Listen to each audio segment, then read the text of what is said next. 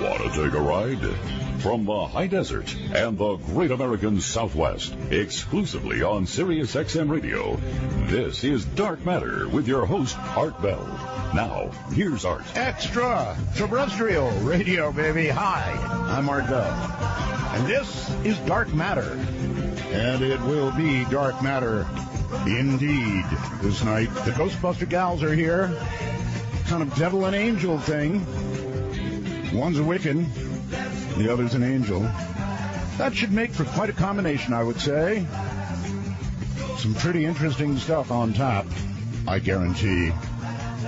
Well, there was no default, and that's good. And our government is back open again. I don't know if that's good or bad. It just is. By the way, our friends at Sirius XM are working diligently and hard, they tell me, at curing this cutoff problem that those of you that are streaming are having. I understand the frustration. Truly, I do. All right, the standard reminders for October Ghost Picture Contest. Guess what? It ends Sunday. If you want to get in on the Ghost Picture Contest, coming to you as a winner, I say again as a winner, judged by this audience, because you can go up there and vote, or you're going to be able to. It all ends at noon Sunday, so if you don't have your ghost photograph in, you don't stand a chance of winning a Sirius XM radio, brand new, and a year's subscription to the service. So if you've got a good ghost picture, now is the time to send it through the porthole to webmaster@artbell.com.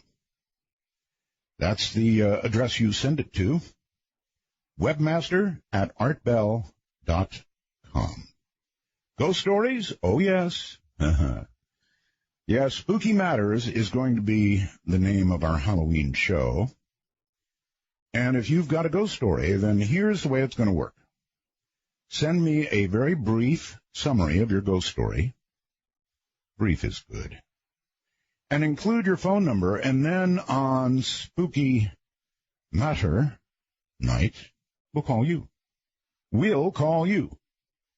So if you have a ghost story, send it to artbell@artbell.com, artbell@artbell.com. You've got a lot of reason to go to artbell.com, and I'm going to give them to you right now. The first one is, I think, breaking news. I got it, somebody put it on my timeline, and I went, oh, my God. It is a NASA photograph of a UFO. A UFO, by definition, is an unidentified flying object, and believe me, this is unidentified. Now, there are some who said that NASA pulled the photograph. I don't know. It was taken back in January of 2013, and it is too clear. So I'm sure many of you out there will say, it's got to be photoshopped, right? I don't know. It's mind-boggling. No question about it. Mind-boggling, and it's at artbell.com right now. NASA took the photograph. So if you have arguments with the clarity of the photograph or the province of the photograph, argue with NASA. That make sense? I really, really suggest you take a look at artbell.com, and whoever put that on my Facebook's timeline, thank you. Now, the next thing is going to concern my guests tonight. And I'm almost hesitant to send you to my website to see this because this thing scared me. I don't scare easily, but this scared the hell out of me, honestly. It involves the following story sent to me by somebody identifying himself as Steve only. But we all know the story is true. We just didn't have all these details. Now, I guess I'll read the story first, all right? First off, says Steve Roswells. Thank you, Steve. Been listening to you, he said, for over a decade. Love the show. Have something here you really need to take a look at. It happened recently at the Cecil Hotel in Los Angeles, which is most infamous for being the hotel that Richard the Night Stalker Ramirez made his residence. Serial killer, right? He goes on, in any event, my email is concerning the mysterious death of Canadian tourist Elisa Lam. Lam, who was only 21 years old, was last seen at the Cecil Hotel on January 31, according to L.A. police. Her parents reported her missing, and sadly her body was discovered nude and floating in the water tower of that hotel, a drinking source for residents, where she apparently had been for 2 weeks. Now, if you can believe it, here's where the story gets really disturbing. Lamb's final moments were caught on the elevator security camera at the hotel. The footage I'm linking to you was taken moments before her death. Moments. In it, you're going to see Lam acting very strangely, mind you. No drugs or alcohol were ever found in her system at all. She appears to be running or maybe hiding from someone or something. Most perplexing about the video is that the door stays open the entire time, nearly 4 minutes. Then Lam contorts into some really frightening way that has to be seen to be described, and the elevator doors finally shut, then open and shut several times before the video ends. Watch the video. Then I'll tell you about how this story gets even stranger. And I'll just tell you now, the video is on my website. It's going to send chills up and down your back, folks, as you watch it. And you've got to watch the whole thing. You really do. Last moments of this girl's life. Anyway, Steve goes on. A maintenance worker discovered the body while looking into complaints about the water pressure in the building. Oh, God. Guests had been drinking and bathing with that water, contaminated by a body that had been decomposing for 2 weeks. So how did she get there? The water tower on top of that building was 15 feet high and locked. To gain access to said tower, Lam would have had to have passed silently through 2 locked and alarmed doors first. Apparently, she did so. Somehow. All doors were still locked. That's after her death. No alarms were ever tripped. There are hundreds of stories about this on the Internet, reported by every reputable news agency there is. Some people say she was possessed, or perhaps attacked by a ghost. If this is the case, then it's the only known footage of such an occurrence. And then he provides yet more links to the same story. And what I'm recommending to you, if you can handle it, is that you go to artbell.com, and there's no audio with the video. It's video only. Don't stop with a little bit. Watch the whole thing. And then, of course, we will consult with my upcoming guests on the matter. They should be well qualified to look into it. My guests consist of Ronnie Renee Foster and Laura Lee Mystica. I got that right. So, Ronnie Renee Foster, also known as Angel Girl, has been, and she's the good one. Good cop, bad cop, right? Angel Girl has been involved in the world of metaphysics and spirituality for over 30 years. She has a BA in psychology and her certification as an emergency medical technician. For the past 15 years, Ronnie has been president of the Spokane chapter of the Twilight Brigade Compassion in Action. That's Daniel Brinkley's hospice volunteer organization that serves the dying. She is now a national trainer, receiving her insights and inspiration from the angelic realm. Ronnie is a teacher, empath, intuitive counselor, medium, professional, international ghostbuster. Professional international ghostbuster. I love that. And Laura Lee Mystica, a.k.a. Witchy Woman. Witchy Woman, yeah. She's a solitary practitioner in Wicca, as well as other magical and spiritual methods, but recently has morphed into more of a futuristic sorceress in her efforts to outwit the Dark Lords who hijacked this planet. By developing her own magic rituals and tools, she is able to reverse spells, curses, black magic, voodoo, and is skilled in clearing all types of psychic, organic, and metallic implants using Amargosa, I believe it is, the stone of truth and justice. Laura Lee has been a professional ghostbuster with her partner Ronnie now for over a decade. What a duo, huh?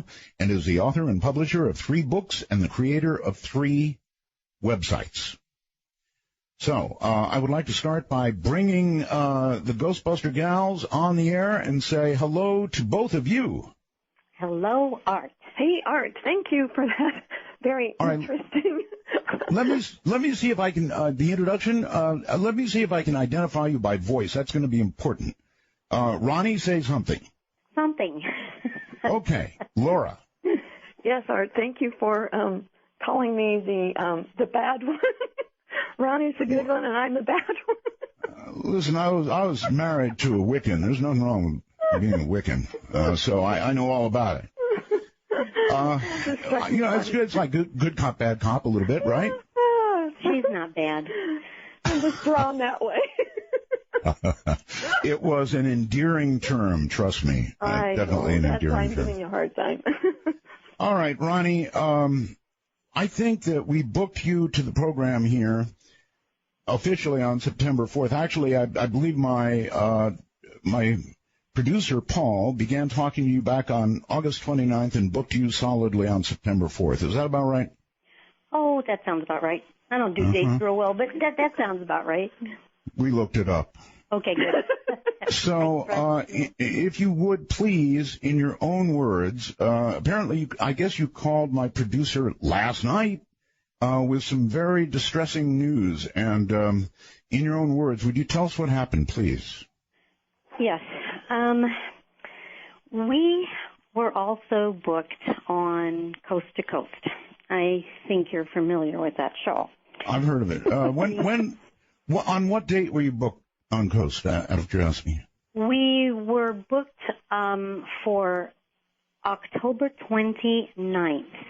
Oh, way out to the 29th. Okay. Way out to the 29th, and their producer had called to see if we could do 2 hours instead of 1, because the last 4 years they gave us 1 hour, and now they were gonna increase us to 2 hours, and we were pretty happy about that. Well, good. Yeah, until I think it was Monday, I got a call from their producer, and he who would that be? Tommy D. Danheiser? Yep. We call him Tommy D. Tommy called. And what did Tommy say? You know, he said that he'd been doing some research on the net, and he had found that we were booked on the Art Bell show. And well, actually, it's Dark Matter, but you know. Yeah, it's Dark Matter. I think that he still used your name, since it's such a famous name. He said he saw that we were going to be guests on your show, and I was said, yeah, we're real happy about it. And he said, well, you know, we can't have you doing our show if you're going to be doing his show, because it's the same material, and it's just not, and it's close. You know, it's in close proximity to it. And I said, well, Tommy, you know, we're not doing your show till the end of the month, and we're talking about something different. And it's something we're not going to be even talking about, although now we can. We're going to talk about pet ghosts. I said, I don't see what the problem is. And he said, well, you know, it's a competitive type thing, and he tried to give me some examples that made no sense to me. And he said, he goes, well, you can't do both shows. And in other words, he was saying, in essence to you, cancel Art Bell? Yeah, if you want to be on our show, you can't be on Art's. So he was saying cancel Art Bell or you're canceled here? Yep. In essence, that's basically what it was. We had the choice. And so you said, no, I'm going on Art Bell? I said to him, I'll tell you what, I'm going to talk to Laura Lee, and I'll get back with you. And then Laura Lee and I talked it, and we said, there's no way we're going to be canceling Art Bell. No way in heck. Especially after your webmaster did such a wonderful job of posting our information. I mean, you just got a top-notch webmaster, and we were really impressed with that. Absolutely. Thank you. Keith is something else. He really is. He's the best at what he does, I guarantee. Look, girls, I want to thank you for your integrity. I'm serious about that. I want to thank you for your integrity. I guess it was Tom that called you, but, I don't understand it. There are such strange things going on. Actually, even before I started the show and then after the show, they were moving guests around just before the night before our guests and stuff like that. And I even spoke to Richard C. Hoagland recently, and, he hasn't heard from that other show since Richard has been here on Dark Matter. Not even a word, not even a hello. And so I don't get it. At any rate, I want to thank you very, very much for your integrity. And I do want to note that even though I guess it was Tommy you mentioned that called you, George has publicly said that he controls who gets on and who doesn't get on his show as far as guests are concerned. So hold tight, gals, and we'll be right back.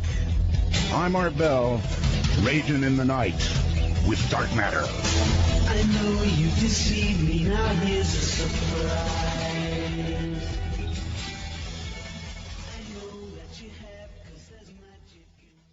All right, back now are Ronnie and Laura, Ghostbuster gals, and we're going to, I hope you've had an opportunity to go to artbell.com and watch that video.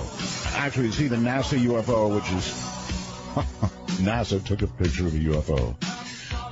So that, and of course, the elevator video in its entirety, I think is one of the most chilling things I've ever seen in my whole life. I got the heebie-jeebies. I guess it was after reading this and then watching that video. And so I would very much appreciate both of you commenting on, I don't know, I thought she was being influenced by something very external. A ghost, maybe, some sort of something. What do you gals think? Well, I do agree that the video is very disturbing. And even as a Ghostbuster, the first thing I try to do is find a rational explanation. I try to stay away from ghosts as an answer. And as I tried to do that, my angels told me, there are some ghosts at play here. As I watched it, for some reason, the word serial killer came to my mind. I wasn't sure why and what was going on, and it wasn't until after that I learned that there were a couple serial killers that stayed at that hotel that it started to make sense. But here's what I believe did not happen, okay? I do not think a ghost killed her and picked her up and took her through all those gates and brought her up to the tower and dropped her in there. I don't think it was a ghost. Now, that being said, because one of the hits I got was it's somebody that worked at the hotel, okay? But then I looked at that and went, oh, something's not quite right there. So what I determined, and this is just from my own perspective, was that there was a ghost, okay, and it was the ghost of a serial killer, which then brought that into play, that was influencing a physical human being that worked there in a way of possession, okay? And the reason that he targeted Elisa was that she reminded him of a prostitute that had crossed him a long time ago. Wow. Yeah. All right. Let me ask you about this part of it. Okay, so you're saying somebody in the hotel is what you suspect. But if you look at her behavior, she was obviously, well, remember now, they did an autopsy, no drugs or alcohol involved, none of that. And when you look at her, she appeared to be, I hate to use the word possessed, but she was certainly She's definitely not acting normally, right? Yeah, she was manipulated. She was scared to death. You could see the fear. Yes. And now Laura Lee's going to take over that part. About what we, and this is in our book called Got Ghosts, we have definition of terminology, and what people would call a possession, we call a shove-in, where a spirit will literally shove into a body and take the microphone, and they're in charge. And we you like, mean like of a talk show host? Yeah, like that. You throw around the word microphone scares me even more. You're so funny. So, and the resident being that's in there, sometimes they try to get the microphone back, and sometimes they just stay in the background because they're scared, and sometimes they leave. And so we feel like whoever was working at the hotel was influenced by a shove-in, and we both felt like they don't even know what happened. And if you ask them what happened on that day, they probably couldn't even tell you because they can't remember because they weren't there. So Laura Lee feels that Elisa was manipulated. She kept saying like a puppet. Right. I'll just tell you a few things about this. I've got to get more information. But there is a conglomerate of very, very powerful and manipulative beings in the universe that I call cryptos. And they are... Repeat the name, please. Crypto. And they use encryptions to change and manipulate and control things. And this whole scenario had crypto written all over it. And if you look at what the outcomes of this bizarre incident were, it's total fear and disbelief. And it's like Ronnie and I were discussing earlier. Ronnie was detecting a portal there she described it really funny, like it's a candy store for these really horrible, nasty beings that are trying to cause mayhem here. And so what happens is through this portal, all sorts of horrible things happen. All the people in the hotel were scared. All the people around the hotel were scared. Everybody in the town was scared. I'm scared, and I'm just watching the video. You're scared. It is very, very upsetting. I mean, when you just sit and quietly watch that video, you realize that you're watching somebody not under the influence of drugs or alcohol, and somebody not in control of themselves at all. At all. And what I was sensing with these cryptos is, because I checked in with her to see if she had crossed over. She didn't. She didn't cross over to the other. You mean the other side? Right. She never did. And oh God. So I thought, okay, we got to help her. Well, then I was checking to see, is she in a spirit trap? And I was getting no, but there's something else at play here. And it's like it's like there's a puppet master that is controlling a whole lot of people to do a whole lot of really dark stuff. Now, the thing is, in order to unravel the mystery, they have a whole bunch of checks and balance systems and booby traps, and you have to know where the tripwires are. You have to be really savvy in order to go in. It's like I told Ronnie, I've got to get really clear before I try to go in and help her, because some really crazy stuff is going on with this. And Laura, so, I'm sure that this kind of thing probably happens all the time. It just doesn't get caught on camera. On camera all the time. And exactly. I mean, we're seeing this young lady just moments before she died, and I think it's the creepiest thing I've ever seen in some ways. It totally gave me the chills watching it. Well, It is creepy because your intuition tells you there's something more going on than just somebody getting in and out of an elevator. And that whole network of creepy, crawly cryptos that are doing this. I'm probably going to get some really bad backlash for saying as much as I have. Don't worry about backlash. I'm used to it. My skin now is getting so thick. I bet. From backlash.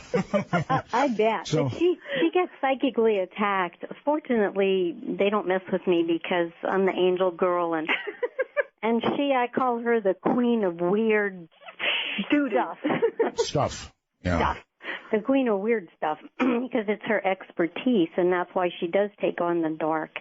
You were so right when you said good cop, bad cop, because, I'm the good little sweet angel, and I work with the real, just regular ghosts that are very easy to deal with, and then there's Laura Lee. Well, let's talk about that for a moment. The regular ghosts, that's quite a line to start with, regular ghosts. And it's really easy to deal with. What do you mean by regular ghosts? Can you define that for me? Oh, I can, because a lot of people, they don't really understand what a ghost is. And so from our experience, and I always want to give a disclaimer, okay? So we've been doing this together for 10 years and have experience for 30 years, but we know we don't have all the answers, and we don't think anybody does. But from our experience, a ghost is something that is attached to a physical human being. Right. So when a physical person dies, as they say, but we don't believe in death, the soul leaves the body. And there are two things that can actually happen. If they had like a really decent life and they don't have a lot of fear and they're good people with positive foundational beliefs about the afterlife or whatever. So would those two things be up or down? No, there is no down. That's good to hear. Yeah, it's up or it's not up enough. All right, so there are levels of up. Exactly. There's no down. Okay, I've got it. I think I've got it. Yeah. And so what happens is they cross over, and we say cross over because there's a tunnel. There's a tunnel that forms when every single person makes their transition. And if they have that good life and they have good, they don't have any real unresolved issues, they've got love and compassion or peace, if they're around in that, then they see that tunnel home. And they can have escorts. It could be the angels. It could be their loved ones that come to get them. It could be their pets. And it takes them to, quote, unquote, the other side. Now, if a person dies with a lot of pain, extreme fear, in shock, in guilt, a lot of anger, a lot of resentment, unresolved issues, all that stuff, that lower vibrational stuff, they don't get to see the tunnel home even though it's there. They're in so much fear that they just don't get to see it, and they get trapped between the worlds. Daniel calls it the blue-gray place. We just call it stuck between the worlds. And well, all right, but they're not exactly stuck between the worlds in the sense that they're apparently still here on Earth, even if we can't see them. Yes, but they don't have physical bodies. Gotcha. Yeah. So, in your opinion, a ghost could be a person who has died. They may not even realize they're dead at first. Oh, yeah. And then I guess would this be true, gals, that whatever they were in life, a nice person or a grumpy person and an angry person, they're same thing on the other side? Absolutely. Oh, you hit it right on the head, Art. That's what we want people to understand, and that's what we've come across when people call us in and they say they have demons. And we go, and what we find is that basically it was a person that was an ass soul here in the physical. An asshole. And an ass. Isn't that funny? Soul. I do. I like that, yes. You like that? Yeah, that's Laura Yes, I can apply it immediately, actually. Yes. And they become assholes as ghosts. And so what they want to do is they want to create a lot of pain, a lot of disturbances, a lot of anger, and they feed on it. They actually feed on all that negativity. And so when this man who I believe the visions that I got, I'll just share that with you. Please, yes. This was a man that worked at the hotel. He was a big physical man. He was not very bright. He liked to visit prostitutes himself. So there's like a connection with this prostitute energy. And he got taken over by this serial killer who I guess killed prostitutes. And he scared the heck out of poor Elisa. She was absolutely scared. And I believe that he somehow rendered her unconscious. He carried her up to the top of that building. He unlocked all the locks because he worked there, and it's how he manipulated the elevator. I believe he put his key in and wouldn't allow the elevator door to close. Carries her up there, takes her clothes off, and the vision is so nauseating. I'm so sorry because I get so physically ill sometimes when I see this. But he took her clothes off, and he grabbed her by the wrists and lowered her into that water container, that tower. This was after he killed her? No, she was alive. Oh, my God. She was unconscious. And so then, here she is in this freezing cold water. She's naked. She wakes up. She's just absolutely scared to death, and they feed on that. They feed on her fear right before she dies. It's so insidious. Terrible. Maybe some of this might, as far as I know, there has been no arrest made as of yet. No, because, this guy doesn't even know he did it. Maybe it'll help the police. Well, okay, when I watched the video, I saw clearly that she was in fear because she peeked around the corner of the elevator, right? And she was as if she was looking down the hall or expecting something or somebody, and then back in. And so I saw the fear, but I saw more than fear.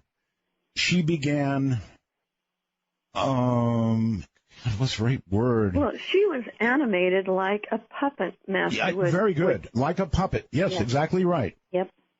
And that was what I was trying to say, is that this puppet master thing going on it's like she would go in and out of being controlled by this puppet master.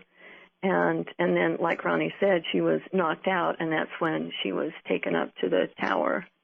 That makes sense. It all makes sense. Maybe this will help the police. If you're onto something, maybe it'll help the police. You know what the sad thing is, though? Yeah, the sad thing is that this kid doesn't know. The man that did it, he doesn't even realize he did it. He has no clue because he was controlled. He was absolutely controlled, mesmerized, hypnotized in a sense. And it was almost like through his eyes they were controlling her, that fear, because I know she saw something. Those hands started going. Right. It's really insidious what happened. How unusual is something like what we're seeing here? How unusual? I think it happens more than what we think.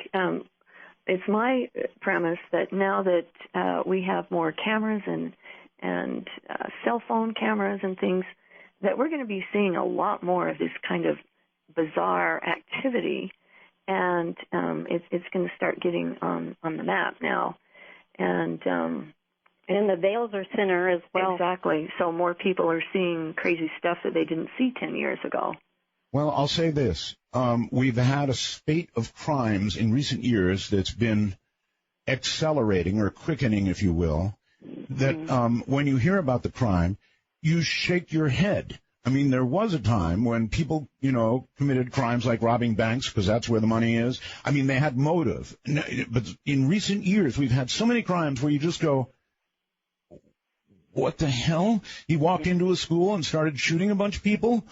Why? Just head shakers, I call them. Yes, I agree with you. A lot of them recently. Just killing for no apparent reason other than to kill, to see what it's like.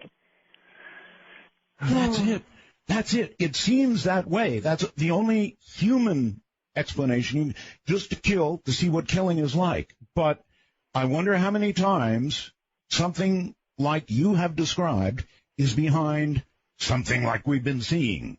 Yes. I've said just recently that I think that there's a lot more possessions going on, and they're controlling these kids, and they do it through drugs and alcohol because they feed off of that too. Many of these ghosts were alcoholics and were drug addicts, and they died in that place where they have that still inside them, and they want more, and they want more, and then they just feed off that chaos.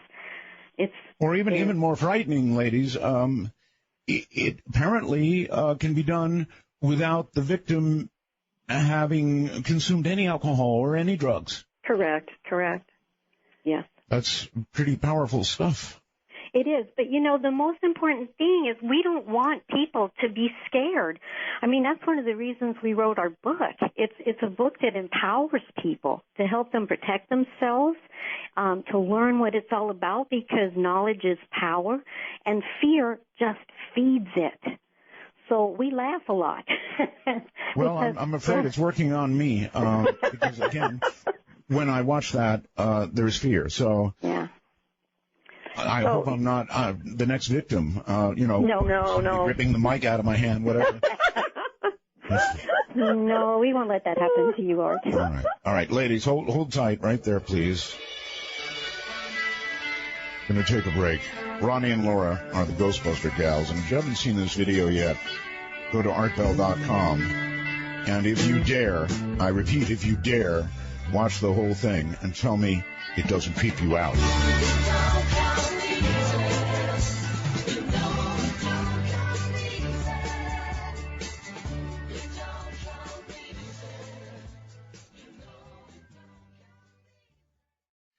All right, gals, welcome back. Yeah. Just one more question, by the way, about this booking deal.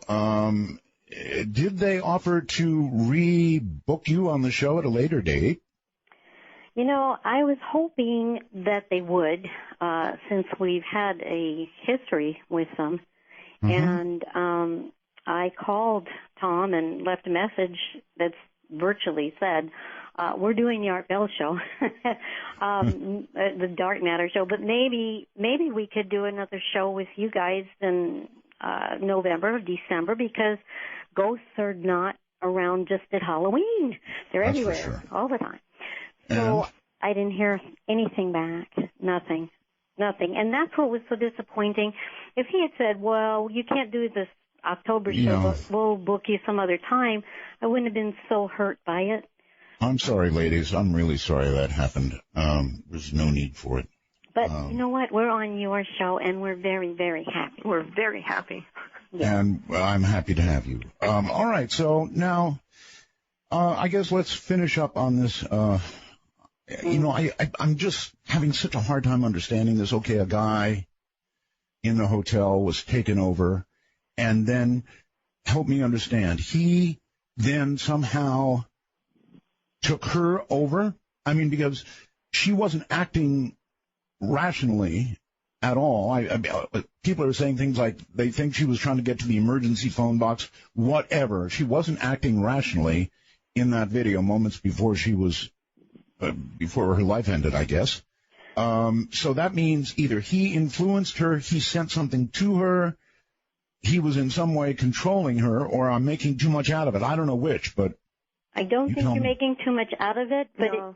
it wasn't the man himself. It was the entity, the puppet master that took over through his eyes. It was so weird, because the vision I got was this regular guy who really was kind of a little creepy anyway, but just still a human being, was then taken over by this evil puppet master type crypto thing, and through his eyes, I saw her in the vision look at his eyes, and there was almost like a mesmerization that went on, and she saw the evil.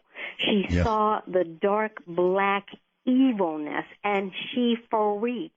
But he had that control. The minute she looked in his eyes, he then was able to do his little puppet master thing, and those hands started ringing and swaying and doing. Right. She was beside herself. She was in so much fear. All right, one more thing. Deborah Ann, this is right. I can get messages while I'm on the air through something called the wormhole. If they go to my website, they can send a message. It appears here. And one has just appeared from Deborah. I won't give her last name, but she says, and I join her in this, by the way. She says, when I watched the Lamb video, there appears to be an energy field in the elevator. It is stronger when the door is closed. Now, maybe it's just a lighting effect, but I saw it too. At the time, I said, oh, God, look at that in the dark. And I don't know what it was, but she's right. It was stronger when the door was closed. What was that? I saw it also, and I would just thought it might be the video, because I looked at them and went, what the heck is that? But then I thought, well, the video itself is so grainy, and so I wasn't sure, and I just didn't really look at it. Yeah, but it was kind of like the middle of the elevator went into a special kind of darkening of its own. I just thought it might be the video, because I looked at them and went, what the heck is that? But then I thought, well, the video itself is so grainy, and so I wasn't sure, and I just didn't really look at it. Yeah, but it was kind of like the middle of the elevator went into a special kind of darkening of its own, well, if you will. In other words, it didn't evenly darken when the door shut, which is what you would expect, I think. There was sort of I don't know how to describe it, a circular darkness that took over in the middle of the elevator. There was definitely energy there. I saw it because it's very visual, but I was just thinking that it might have something to do with the way the video was. But then again, when you're working with ghosts, the electromagnetic fields of everything, all electrical things are really go haywire. Yeah. So that wouldn't surprise me one bit. And we were detecting a portal in that hotel, but the portal was not in the elevator shaft. It was, and it could move. It sometimes portals will phase in and phase out, but it wasn't. I don't feel that it was in the elevator per se, but I feel like what Ronnie said, when you're dealing with all of this very interesting electromagnetic energy, it can make real changes with video equipment. We know sure. That. I know. It's something that I saw, and I said to myself, that might just be an artifact. But I noticed it, and then I got this message, somebody else noticed it, and you noticed it. So if all of us are noticing this, then maybe there is something to it. It's a good time, I guess, to ask, have you come across a demon, and what you think a demon is? It seems to go right with what we're talking about, or it might. Yeah, that real dark energy. And so far in our ghost bustings, we have not come across what the Bible might call a demon. Mm-hmm. But we have come across very, very, very dark entities, and it goes back to that ass soul thing. If they're very controlling, and they're egocentric, and they want that power and control, and they're so attached to that power and control, they take it with them to the other side. And one case where we were called in, and you might be familiar with this, Art, it was the Amargosa Hotel and Opera House. Oh, I'm just a few miles from Amargosa. Lucky you. We know that because we did a TV show in Pahrump. It was called Out There. And they took us over to the hotel. We called it Hotel California. It was one of the most haunted places we'd ever seen in our entire life. And there were a lot of entities there, but one not only controlled the people, and he would push people down, and he would cause accidents, and he would do terrible things, but he also controlled all the other ghosts, so very tyrannical. And when we were taking a little tour in the back where it was really dark and closed in, and it was pretty spooky, we walked into this room, and I heard, as loud as can be in my ear, "Get out." Oh, wow. Oh. I've got a group that does EVPs, and I've heard an EVP say exactly that. and it's pretty chilling. It's so very again, chilling. this goes back to people being. I want to be very specific. Ass souls is what you're saying, right? We want to be careful here. I have a rule on this program about language. I don't allow, even though Sirius XM, you can do it. I don't allow bad language, and that's about as bad as it gets. Ass souls. It so describes them. Bad in life, bad in death, I guess. Bad in death and controlling and tyrannical and wanting to cause problems and then feeding off the problems. But here's the thing.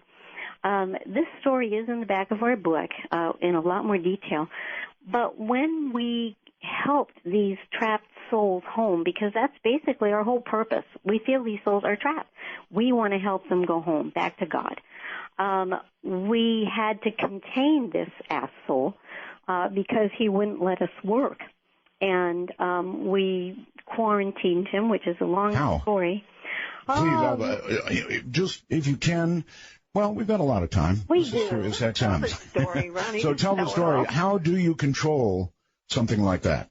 Oh, this was Laura Lee's brilliance at the time. We were standing out in this field outside the hotel. It's a full moon. We're getting ready to do our work, and then this asshole was really causing a lot of problems. So take it away, Laura Lee. Well, it's interesting because we were totally unprepared to go do this. We thought we were just going to go take a tour. And once we got there, we're like, well, they said, well, can you do something? And we're like, well, we don't have any of our Ghostbusters stuff. Mm-hmm. So I had a couple of Almorasite rocks, and so usually we have a whole bunch of those with us when we do our ghost busting, because it's what is Almorasite? Almorasite, it's the stone of truth and justice, and it's a stone that's not from this planet. It is interdimensional, and it really helps us with our work to be able to stabilize energies and to get clarity a lot quicker, and to bring truth and justice into play. So you gals have actually been space traveling. I mean, where else do you get a stone not from this planet? Well, maybe if it fell, and came crashing through the atmosphere. That's what it did. No, it did. It's a Tektite. It truly. Okay. All right. I'll accept that. So we've got our little space rock with us, and we had a group of people there, and we were holding hands. We're in a circle, and I went around and rubbed these rocks together so that everybody could have some in their hands, because they kind of sparkle off. I'll have to send you some. You'll be really intrigued with this. So I would love it. I absolutely love it. No, you will really like it, because it's amazing stuff. We call them our rock buddies. So well, maybe I'll trade you something I have that's from from an alien crash. Well, that would be a good trade. Good trade. That's a good trade, yeah. Maybe. Anyway, so you have this rock, we have this rock, and we're in a circle, and we've got this ghost, and all of a sudden he starts ranting and carrying on, and I had put him in this device that we call a cryogenetics egg. You can see that on our website. It looks like an egg with a DNA helix going down the center of it, and some geometric shapes on the outside. And this is an amazing protective protocol. This is starting to sound like Ghostbusters, the movie, where they had a containment, some sort of cryogenic. Just like that, Art. Just like that. Okay. All right. So I instinctively, and I didn't know you could do this, but this ghost was just getting really out of hand. So I put him in a cryogenetics egg. I threw the egg around him, and he was just floored. He could not believe that anyone or anything could contain him. So he starts pounding on the shell and yelling and screaming and stinking. All of a sudden we smell this horrible stench out there. Like rotten eggs. Really? It was real, and we all smelled it. It's not just like something one of us smelled. so I put my hand toward where this was and kind of lowered it and said, "Night, night, you're going to sleep." And he was ranting and raving, and then pretty soon he was like anesthetized, and the smell went away. And so he's like falling asleep on the floor of this egg. And now this is all etheric, right? We don't have like an actual egg out there, but it's all etheric. And so he's like asleep so that we can start doing our work. Yes, but not everything that you experienced was etheric. In other words, when you actually have smells and you have tangible we had evidence. Smells, yes, and touches. Later on, we could physically feel the ghosts. Yeah, so what was happening, now I'm trying to remember, because this has been like 10 years or 12, this was like in 2001 or something, it was a long time ago. So part of us were in a circle out under the full moon, right? Classy. Right. And all of a sudden, because I had thought several times, I said, Ronnie, people say, have you ever seen a ghost? And I'm like, not really. But when we were at the Amargosa, all of a sudden from behind, they had like an old gas station that wasn't used anymore. This guy was kind of lurking around there and acting really funny. I thought, who is that weird guy? And then all of a sudden he starts making a beeline over toward our circle. Now who's going to do that? I mean, we're obviously doing some kind of a ceremony, and he just makes a beeline over and starts yelling and talking about just incidental things that, hey, how are you doing? What's going on here? So the woman that was the manager of the hotel, she said, I'm going to go take care of him. It's Eduardo. You guys do not break the circle. Do not stop doing what you're doing. So she goes and says, oh, hi, Eduardo. Let me take you in, and we'll get you a cup of coffee. And she's talking to him, and we're like, okay, phew, we're glad that disturbance is over, and we carry on. Well, the interesting thing is one of the members of our group was sitting in front of the hotel, just kind of watching everything. He didn't want to be a part of this because it kind of scared him. So how many members of your group are there? Well, it seemed like there was 20 or 30, but there was only like 6. Okay. It's the weirdest thing because whenever we visualize it, it feels like there was such a big circle. And then when we tried to count it, it's like, oh, my God, there was only like 5 people there. It's like, what? If that, or 4 or 3. So the guy that was sitting in front of the hotel, here comes Kathy, and she's like talking, and he says, what are you doing? And she says, oh, I'm going to get Eduardo here a cup of coffee. And he says, you're going to do what? With who? And she says, Eduardo. And there was nobody there. He disappeared. And in fact, to the fellow that was sitting in front of the hotel, he never saw him. He was not there. And to us, we saw him as tangible and as 3D as you can get. We heard him. He was not a ghost. This guy was not a ghost. In fact, Kathy knew him. He was somebody that she had met before. So we had seen somebody that wasn't a ghost and just disappear. And apparently this kind of thing happened a lot at the Amargosa. And things that happened there. There is a long history, yes. There is a long history. And somehow it's connected to the military base that's out there. There's a lot of really creepy, weirdo things that have to do with that base. We can talk about that later. Yes. Yeah, so going back to our demon that's in the egg. So we're in this circle, and then one of the girls says, I've got to go in and get the ghosts out. And so she goes back to the hotel, and then Ronnie said, I'm going to go with her. Okay, I've got to stop you and ask you a question. For a lot of people out there, their BS meter is going really high. Yep. And they're saying, oh, come on, a ghost nobody can see except you gals. An egg nobody can see except you gals. I would offer up the smell that you talked about as something tangible, but they're going, oh, come on, this all could be made up. It could be. But all the people that were there were seeing the same thing except for the guy that was watching from the hotel. And it gets better. And it gets better, yeah. If you think this is BS meters are going off now, wait till you hear the rest. Yeah, because you're going to drive them right over to the peg, huh? Oh yeah, and we don't, we're used to that because we do a lot of things within our mind and our thinking because we know how important thoughts really are and creativity and imagination if you imagine it. So listen, I can guarantee you a lot of people out there are saying they know exactly what you're talking about. And a lot of, and then there's the other crowd that's saying, oh, come on. I love that crowd, though, Art. I love that crowd. And if they would read our book, they would realize that all the stories that we tell in there are the God's honest truth. And after we ghost bust, things change. See, well, you'll be hearing from them short of their having read your book. We'll get to the point where we've got open lines, and then you'll be hearing from them. Okay, that'll be great. Yeah, we're fine.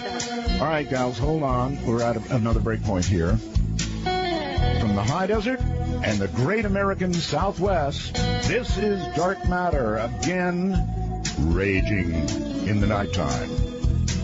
I'm Art Bell.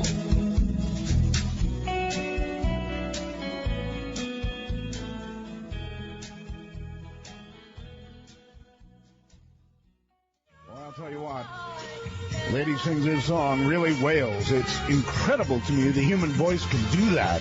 Just absolutely incredible. Ghostbuster gals are here tonight. They've got a book. If you want it, it's called Got Ghosts. That's a question mark. Got Ghosts? The bizarre but true tales of the Ghostbuster gals. And you can pick it up, I'm sure, at their website, www.ghostbustersstories.com. That should be easy enough. Welcome back, ladies. Thank you. And by all means, proceed. Knock the meters up to the peg. Yeah, we want the rest of the story. Story, yes. I love that expression. Yes, we do too, because what happened, we're out there, and again, it's dark, and one of the ladies wanted to move into the hotel, and I felt like I needed to follow her. And then Kathy was still there, and we went into this corridor that was dark, and there was no air, and there was no windows, and it was all rubble and a mess. And we told her that the mean ghost was knocked out so that we could help the rest of the ghosts leave. Now, she'd already had 3 or 4 people try to remove the ghosts from the Amargosa. She had promised them that she would get help. Not one of them was successful. So I opened up a portal that literally was connected to what Laura Lee was doing outside across the way. And we did this calling all ghosts kind of thing. I know that sounds funny, but we did. We psychically, telepathically gave an invitation for all the ghosts that wanted to leave to go enter this portal and connect with the bigger portal we had outside. Well, let me tell you something. I've never been so shocked and freaked in my life because all of a sudden we could feel the ghosts moving past us. We could literally, the hair on the back of our necks were standing up, and it would go whoosh, and it would just whoosh past us as they left. And there was no air, there was no windows, there was no nothing. So it was the ghosts as they were leaving. It was so freaky. And you guys swear this is true?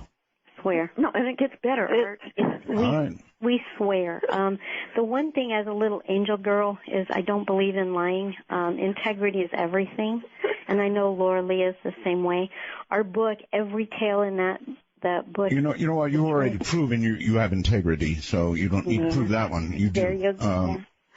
So we do not tell any lies. So the interesting thing about this is as these ghosts were coming through the portal that I was holding open on the outside, I saw this ghost, and she started to go through the portal and then stopped and turned around. Was it her or him? Or it was her. You had her. I had him. And she stopped, and then she turned around, and she wouldn't go in. And I thought, well, that's kind of odd. And then pretty soon this male ghost comes, and they embrace, and then they go in the portal together. And I thought, well, that's pretty cool. Well, now here's what happened on Ronnie's end. This was so weird. So we're sending the ghost through, and there's a man. We see them with our third eye, obviously, not with our physical eyes. I think that's a hard time that everybody has with this. You're seeing these things with eyes that you all have and other people don't, and that's what's causing them to say, oh, come on, this has got to be baloney, because they don't see, ladies, what you see. And they don't understand, but they can if they wanted to. All right, that's a really good point right there. If somebody actually wants to see the kind of things you see, how do you progress toward doing that? Or is it a talent you're either born with or you're not? I don't believe you're born with it, Art. In fact, I was not born with it. I believe some people are, but I wasn't. And so it took me a long time to learn how to communicate with the unseens and with the angels, and I teach classes on it. And it's all about raising vibration and meeting them at a higher level, and they lower their vibration down. But that's another 3 or 4 hours. All right, well. But it can be done. It absolutely can be done. And so this male ghost, a young, handsome man, and I could see their clothes. Their clothes were from about, early 1900s. He didn't want to go in the portal, and I said, what's wrong? He says, I'm waiting for my love. I want my love to come with me.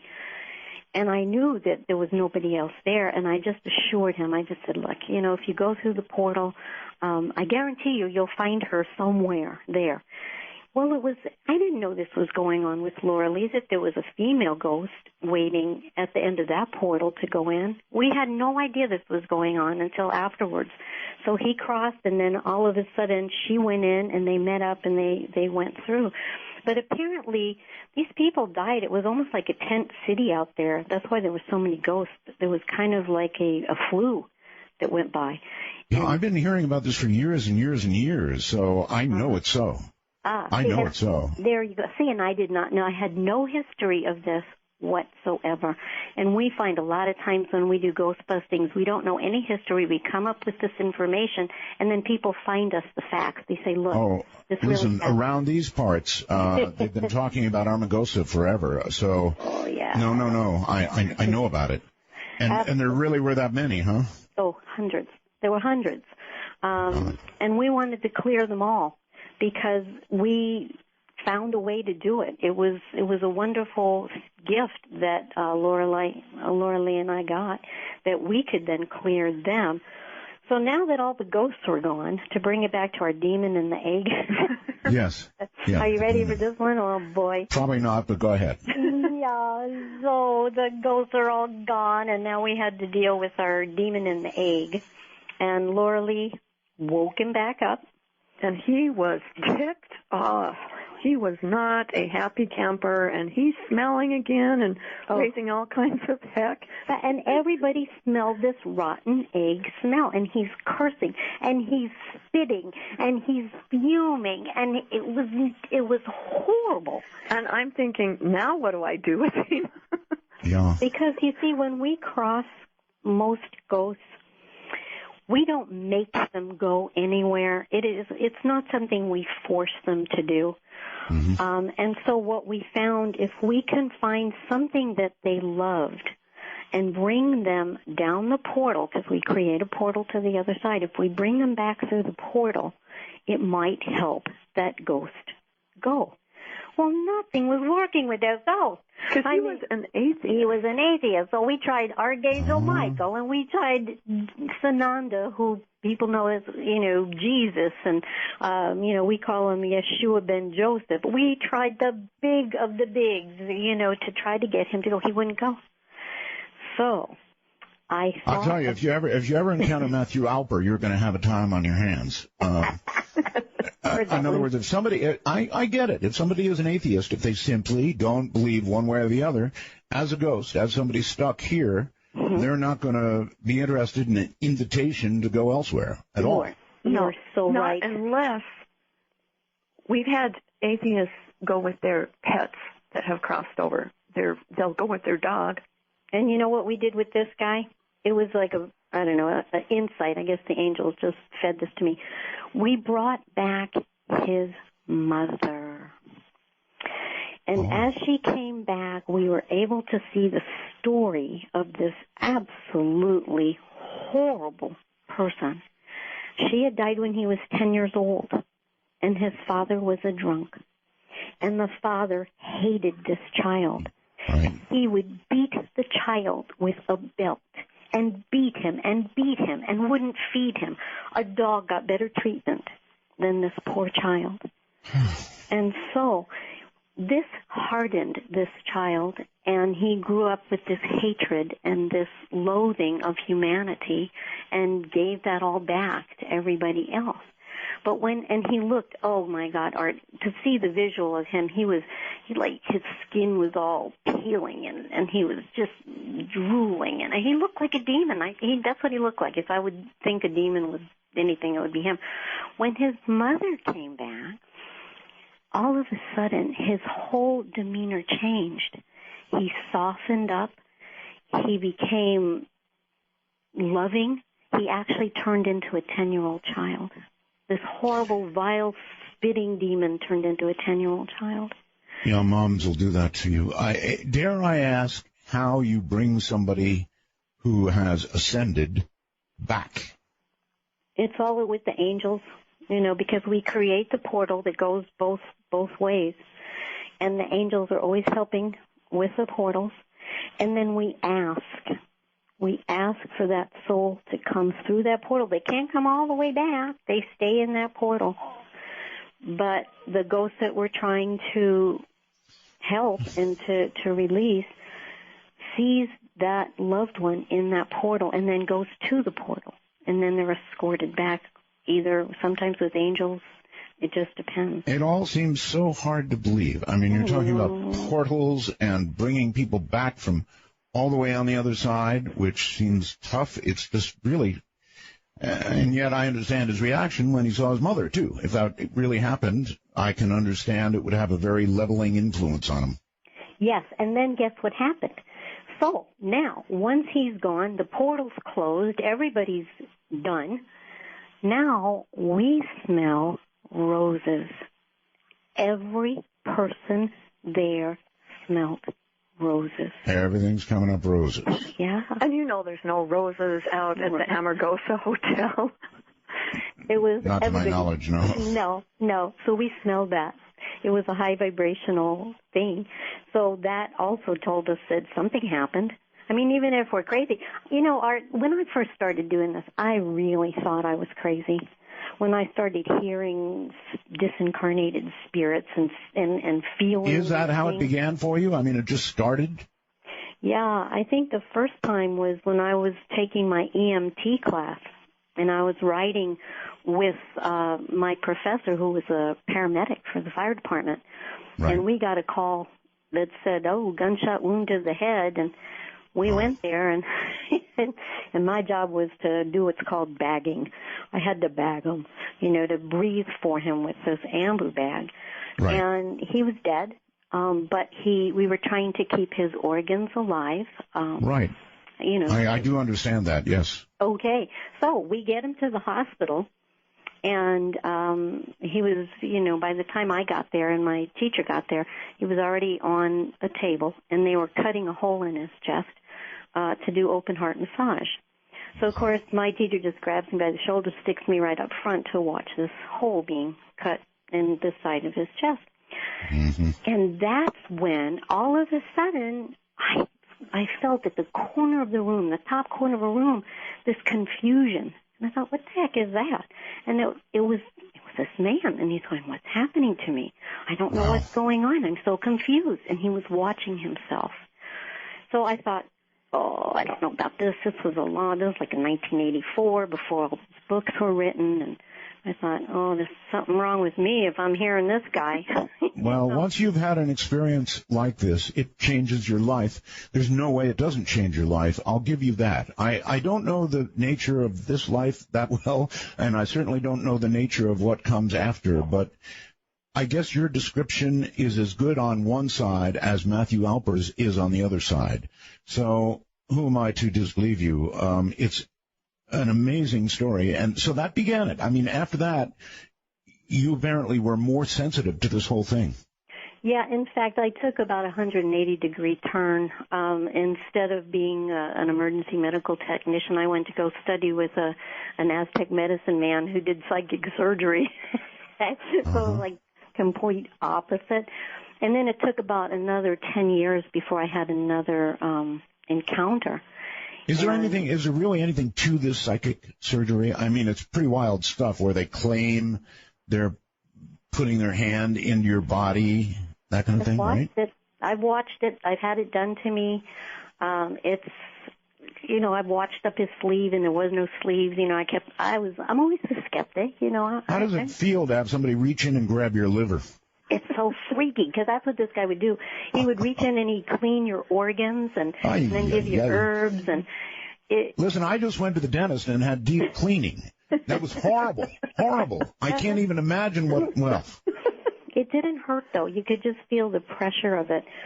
Dentistry. But you know what the key thing was? 10 years later, I'm in my bathroom, brushing my hair, getting ready to go out, and a friend of mine comes to me. And I had heard that he had died 3 days before, and I was very close with this man. And I'm like, whoa, what are you doing here? He's going, I don't know. And I kind of said, well, you're dead. And he said, I am not. Because they don't know. They really don't know they're dead. And so I didn't know what to do. I was like, well, yeah, you are. I am not. And so in a kind of panic mode, really, I mean, I just didn't know what to do. I called for the angels because that was my first experience of working with angels. I was told I had a connection. I really wasn't sure what that meant, but I just reached out with my mind and said, help. And all of a sudden, 3 angels appeared, and a tunnel appeared. And that was when Paul, my friend, realized that he was actually dead. It's like, whoa. Okay. And you could see that resignation. His shoulders kind of went down. It's like, oh. And he went with them. So, to cheer up your day, no doubt about it. Yeah, you're dead. So then I still thought I was crazy. I thought I was imagining it, okay? I get that people think that this is weird and it might, we're making it up. But I got to spend some time with James von Prague. Now, he did the Ghost Whisperer, and I believe he's one of the foremost mediums on the planet, James von Prague. I've interviewed James. He's very good. Isn't he wonderful? I'm starting to think I've interviewed everybody on the planet. I think you have. And now you're interviewing us. I am indeed. So that's good. But I told James that story. And James was the one that said, yes, it really did happen. You did a very good job. And he confirmed it for me, and that's what turned me around to start believing in myself. And Laura Lee had a totally different story, how she got started. It is fascinating how you got started, and I can understand how that would occur. And then once it happens, it's kind of like a door opening. Yeah. And then you progress a little further and further. You start through the door, or the other way around, they start coming this way, whatever. You begin to be sensitive. Yes. Absolutely. All right. Can I ask you gals about suicide, please? There are many, many stories told about those who take their own lives. Now, I don't know how I feel about it myself. I guess I frequently said to myself, and I don't know if this is wrong or not, maybe you gals can tell me, and that is, if you had a disease that was horribly painful and was going to be a long, drawn-out death, then I don't know that taking your life is that irrational, and I'll leave it at that and throw it back in your court. What happens with suicide?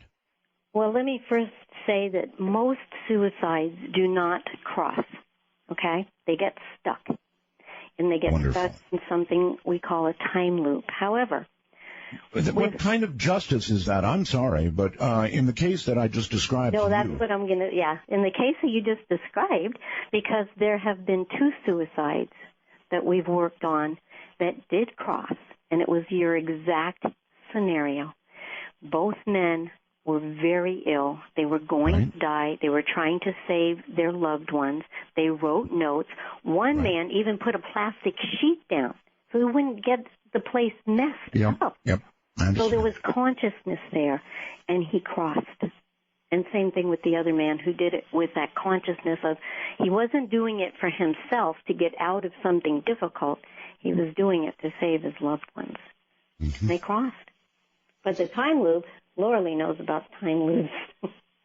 Well, and it depends, it's all circumstantial, and it depends on how things were in their life and the circumstances. And so, you can't really judge, and say, I know a lot of religions tell people that if they take their own life, it's like murder. Well, we don't really believe that because the Catholics do. There's certain circumstances where it's a very loving, compassionate thing for those that you're leaving behind to not have to watch you waste away. And right. So I'm totally with you there. Absolutely. And those people generally do cross. They do. But the ones that don't, that kill themselves for other reasons, we have found them as ghosts to be stuck in time loops. One of the first places I ever busted was the Glover Mansion. And they kept hearing pacing and pacing and pacing on the top floor. Nobody wanted to go up there. It's freaky. Right. Well, we found it was a maid that had committed suicide up there, and she just relived it over and over. The whole story's in the book. It's a fascinating story. In other words, a time loop means whoever did whatever they did is going to be doing it again, eternally, again and again and again and again. Yes. Yes, unless we find them. Unless somebody that knows how to help them gets there, like us. Because I was able to help her. She felt she was unworthy because she killed her unborn baby. That's the first thing she did. The baby was actually born in a tub. I saw that claw-footed tub, the vision of it. And like a year later, they actually showed me that claw-footed tub on another floor of the mansion that I didn't even know was there. But anyway, I digress. She had the baby. It was the master of the house that had impregnated her, and she felt that she would not be able to have that baby. So she was Irish Catholic, killed the baby in the tub, and then threw the baby out, wrapped it in white towels, went downstairs, threw the baby out with the trash. Well, the thing that freaked her out so much was the guilt. Not that she killed her baby, but she didn't give the baby a proper burial. This is what was going on in her mind. It was like so bizarre. And so she went a few days later, paced again, back and forth, and then went in the tub and killed herself. So they kept hearing that pacing, and it drove them crazy. And so when I went up there, and this was my first solo ghost busting, I saw her, I felt her, I knew what was going on. I established that communication with her and helped her cross, but she didn't feel worthy. I don't deserve to go back to God, was what she kept saying. And I told her she did, and finally I got her to cross, and they never heard the pacing again. So it's like, for the skeptics, it's like, so, how'd that happen? I've always sort of leaned toward the theory that we stand in judgment of ourselves. And I guess to some degree that's true, huh? Oh, boy, is it. And that guilt. And I believe that when we cross, we do what's called a life review. And those who know Daniel Brinkley's work, he talks extensively about life review, where you get to experience your life as though you were watching your best friend go through it. So you get to feel the direct results of your interaction with somebody. So if you hurt somebody really bad, it's going to be a rough movie. You get to feel it's going to be a real rough movie. Listen, I want to note here that, of course, Daniel has been a very close friend of mine for a lot of years. And I know he does a lot of hospice work with veterans particularly. And I know that you're working with him on those projects, and you are to be commended for that.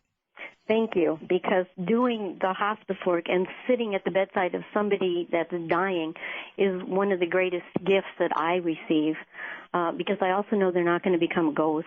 Since I'm loving them into that next world, I've had veterans die in my arms, and I've just loved them into that next place, and they die in ecstasy with a smile on listen, whatever the end truth is, whether you're right or somebody else is right, what you're doing is right. So Thank you, anytime Art. you can help somebody like that, and particularly somebody who has served our country, bless you. Thank you. The veterans are so close to my heart. Absolutely. Well, thank you, and Daniel, who's doing it. He's devoted his life to it. He has. I've been with him for 15 yeyears. And so an you actual too. trainer. Yeah. Yeah. All right. Well, I'm sorry. I didn't mean to interrupt. I just wanted to note that. I appreciate that. Because working at the bedside actually increases your psychic abilities because there's that doorway that opens to the other world. Okay, so I guess if you'll excuse me, that before we leave the subject of suicide, what it comes down to, you're saying it's kind of like on a case-by-case basis. Exactly. So that should make you feel better. Is that true, by the way, of all death? In other words, you mentioned that there were many levels above and none below. Oh, I'm glad you brought that back up because we don't believe in hell, and we don't believe that God sends us to hell. However, we do believe that you have a right to choose. Like we have a right to choose here, you have a right to choose on the other side. And if you believe that you are going to go to hell, then you can create a hell for yourself. You can create it. However, I can kind of buy that. Yes, it's kind of like the movie What Dreams May Come with Robin Williams many years ago. The ending to that really explains it perfectly. So if you think it, you can create it, and you can also uncreate it. But God, we found, in my belief, that God does not judge, God loves. It's all about love. Now, when you can talk to a veteran who's dying, who is so afraid because he knows he's done horrible things and he's killed people, and you can explain that it's all about the love over there, they can die in peace.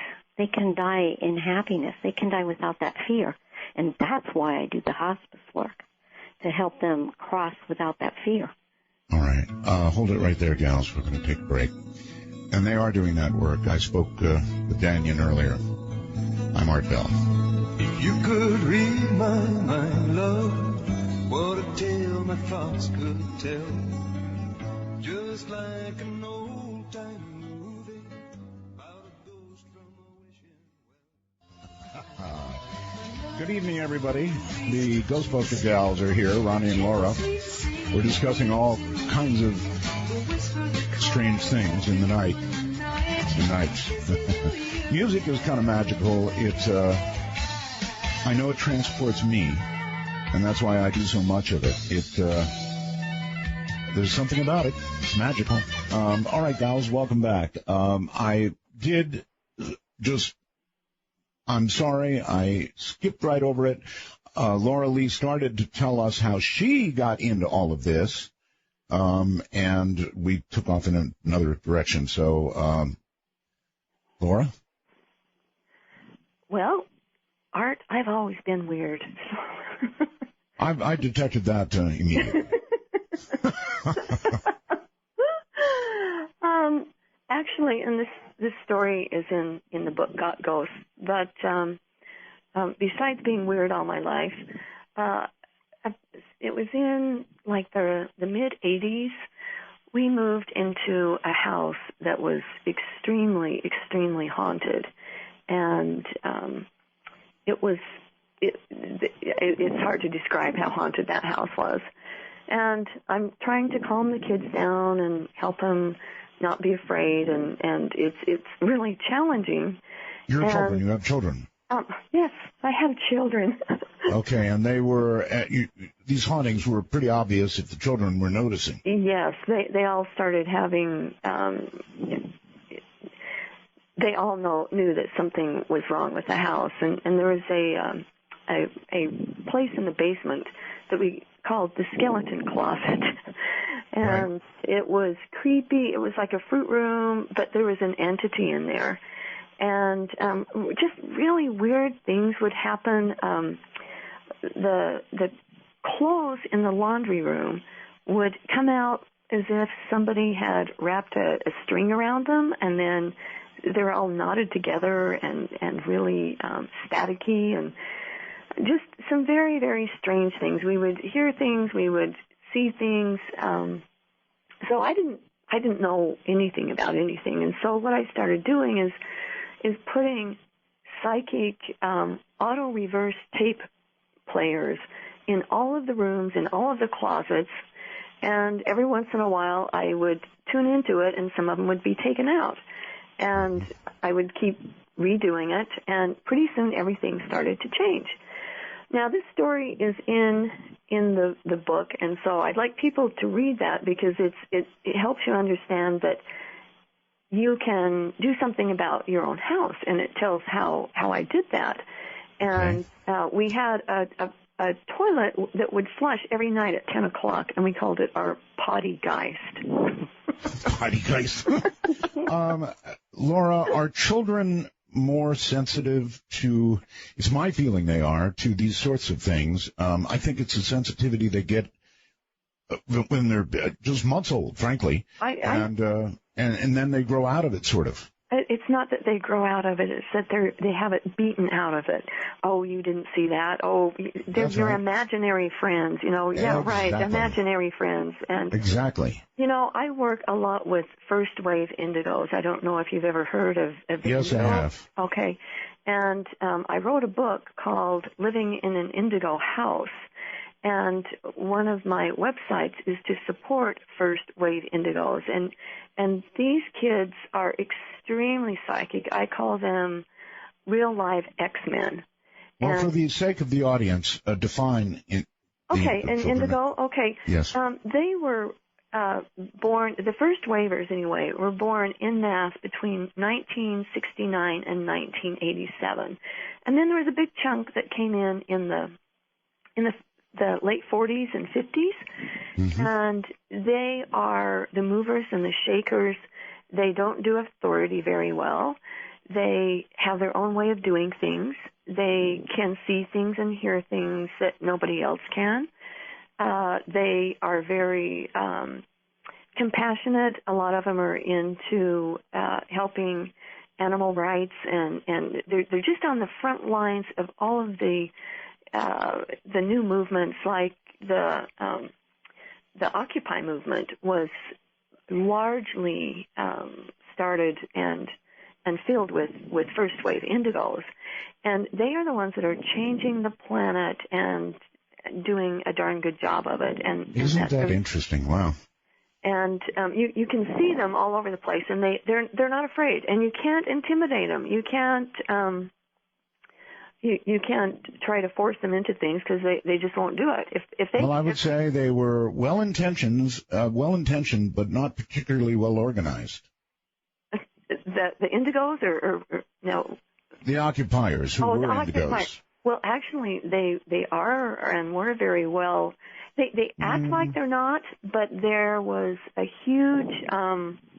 A lot of the things that they did were never covered by the mainstream media, so you didn't. But when the mainstream media did cover them, inevitably the question was, what are your goals? What is it that you want to achieve with what you're doing? And it was never clearly answered. It depends on who you asked and which. Well, the leaders. And then they would say we don't have leaders. Well, this is true, and because it's an underground movement, and as soon as you have a leader, then they would be a target. And so it was very well organized that way, where there's no leader, everybody is just following this idea of the banksters ruining everybody's life. And, well, they weren't wrong about that, were they? No, they weren't. And, 5 years ago, nobody knew what the 99% of the people are doing all the work and the 1% have all the money. So it's really put it on the map, and they've done a tremendous job of changing people's perceptions and getting them to wake the heck up to what's really happening here. Okay, so your answer is your own house was haunted, and that launched you into this. Yes, and that's how I kind of got started, and then my psychic abilities started waking up, and then I started realizing I could do some really wild and crazy things, and here I am today. Ronnie and I have been doing this for 13 years. Ronnie, And how in the world did the two of you? I mean, it seems rather unlikely, given your backgrounds, that you would join together. So how did that happen? Well, it's actually really cool because Ronnie does things that I don't do with working with the angelic kingdom. I tend to hang out with the dragons and and beings like that. And so it's really awesome because Ronnie can relate to a whole lot of people that cannot relate to me and all of the weird stuff I do. And then there are things that Ronnie doesn't really want to. I don't want to deal with that weird stuff. Like when we come across weird alien stuff. Stop right there. Stop right there. Ghosts are one thing. Weird alien stuff, new category. We want to. I don't want to deal with that weird stuff. Like when we come across weird alien stuff. Stop right there. Stop right there. Ghosts are one thing. Weird alien stuff, new category. Sort of, kind of, yeah. Yeah, sort of, kind of, yeah. So, what do you mean weird alien stuff? Okay, when you do ghost busting, anybody thinks that everything that goes bump in the night is a ghost. Not true. Right. In fact, we have come across alien ghosts. And when that happens, they don't necessarily go with the angelic kingdom. Isn't that interesting? Alien ghosts. Yeah. And why not? If there really are aliens, then they may have, as we do, a life cycle. And at some point, whatever point, it may end, in which case they become disenscaled, whatever, and then they are just, I guess, little lights bouncing about like everybody else or whatever it is we become. Absolutely. What do we become, by the way? When we die, do we still perceive our bodies? Well, or it not? depends on who you are. That's one of the reasons Ronnie and I work so well together is when there's this really weird stuff, I have this psychic ability to know where these beings go, if it's alien or whatever it is, where they're supposed to head. One time we did a ghost busting and we found a whole bunch of yetis. They were white and beautiful, beautiful beings, and they had been killed by, this is up in Canada. Sasquatches. Right. And they had been killed for their fur. And then they were trapped in this lake. And I was just appalled. And these poor little Sasquatch spirits had to have somebody help them cross, and I had to go find out where their home was. And well, in life, if you'll excuse me, in life, Sasquatches are about 8 feet tall, generally described as. Mm-hmm. And you're saying little when they pass? Well, they were cute to me, okay, Art? Nobody ever described Sasquatch as cute to me. Well, but okay. They were cute. All right, cute. Cute Sasquatches, cute big Sasquatches. So we found a lot of stuff at that lake, and our client that had a cabin there, it was their son who was a crystal child. The crystals are even different than the indigos. They're born telepathic, while indigos are very, very sensitive. The crystals are telepathic, and they're magnets for ghosts and other WS weird stuff. So he actually had an alien ghost attached to him. And I call Lorelei for that. All right. So we work well together.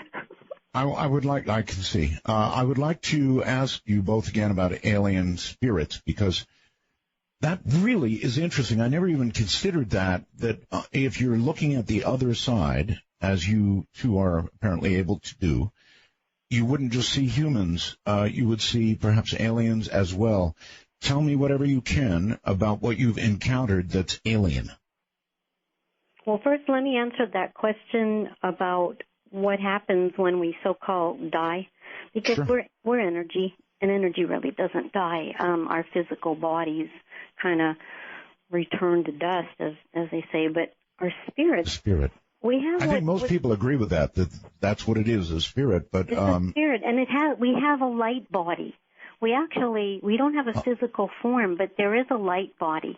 And the way I know that, I'll just kind of tell a really quick story, but Sure. I was doing a reading for a friend of mine, and a spirit guide came through, and he was talking really, really fast in my ear, and I'm like going, slow down. So he said he had just been to guide school. It's like, yeah. So I'm like your audience. Yeah, right, guide school. You know, that's the number one rule in guide school. Anyway, I found out is don't talk so fast. And again, I found out from James on Prague there is one. So he proceeded to tell me that when a person that they're guiding beats themselves up, tears themselves down, and really is hard on themselves, that it hurts their spirit guides.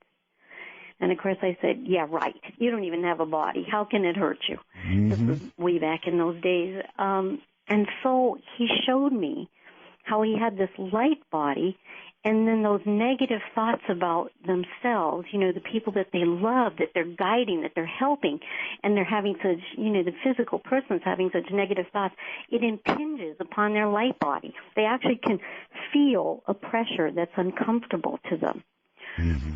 So, light bodies. And then what we have found is on the other side there are many different levels of places that people go depending on the level of evolution of their soul. I've seen people fishing with a little cabin. I've seen people going to the halls of knowledge and going to school. I've seen people shopping. I mean, you know, it's crazy, crazy things, but depending on the level of where you are and what you choose to create on that other side, you have that opportunity to do that.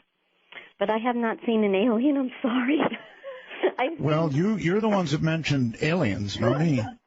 Well, just because she hasn't seen them doesn't mean they're not there. Yeah. All right, so you are aware they are there.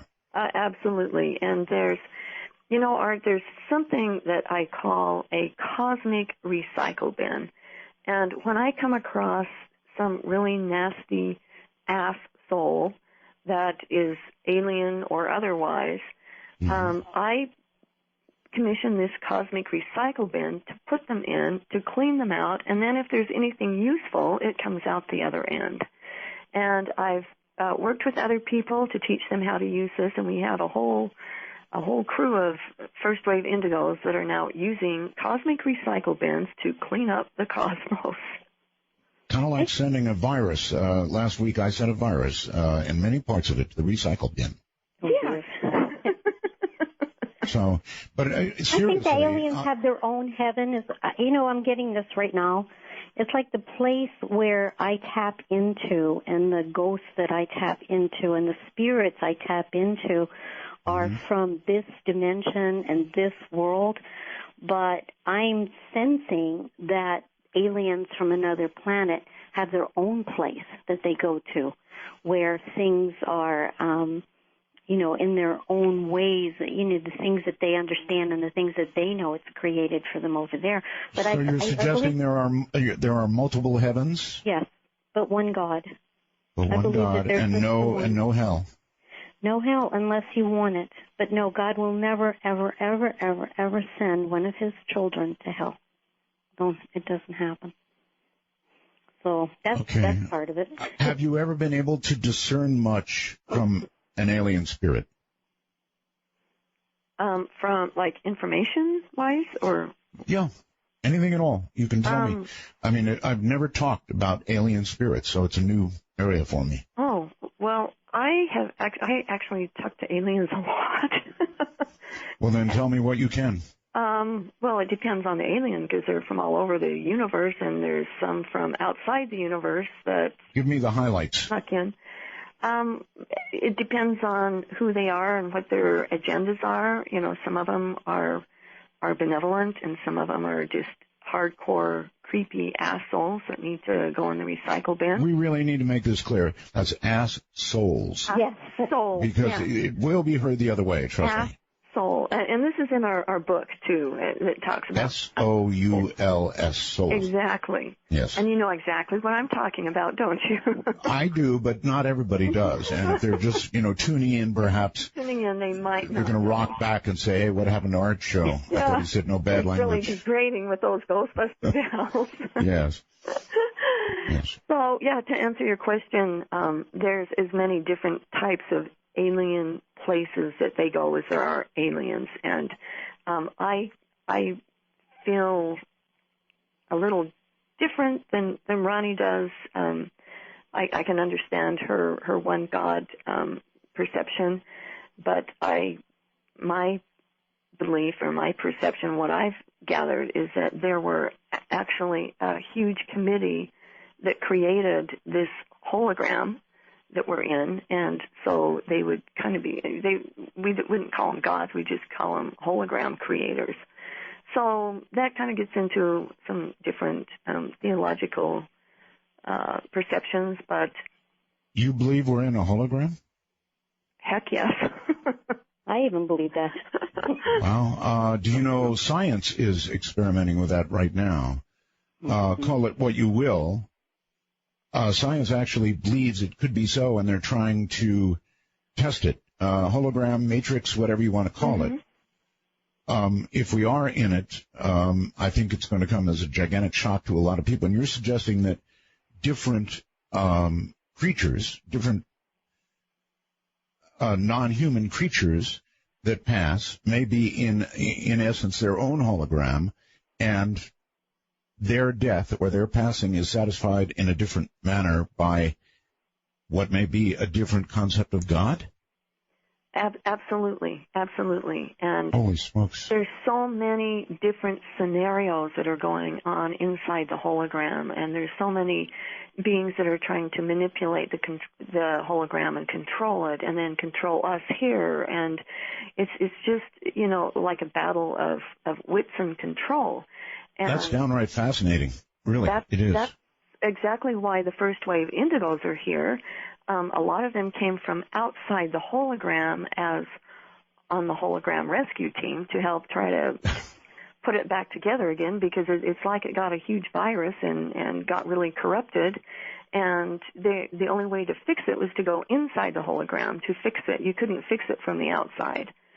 And that's on my website. There's information about that. Okay, if you run into somebody on the other side who claims that he was strangled by the neck until dead by a talk show host, this will be the guy who created the virus that I had to deal with last week on my computer. So you'll know exactly who he is. I will know who it is. And I will come to your rescue. No, do me a big favor, will you? Don't help him. Don't help him. All right, we're going to take a break here. Ghostbuster Gals on Dark Matter. I'm Art Bell. You get a shiver in the dark, it's raining in the park, but meantime. You are cleared to call right now. So here it is, folks. Your opportunity to talk to the Ghostbuster Gals. And I'd like to again promote their book for them, actually. So we're going to do that. It's a remarkable book, and if you want to read about that which you're hearing, it's called Got Ghosts, the bizarre but true tales of the Ghostbuster Gals. And you can go to their website, and that's where you can get it, www.ghostbustersstories.com. Now, let me get that straight. www.ghostbustersstories.com. That should be easy enough. What I want to do is open the lines and tell you that the number is simple, 855-REAL-UFO. Is that a catch for a number or what? 855-REAL-UFO, or, if you wish, 855-732-5836.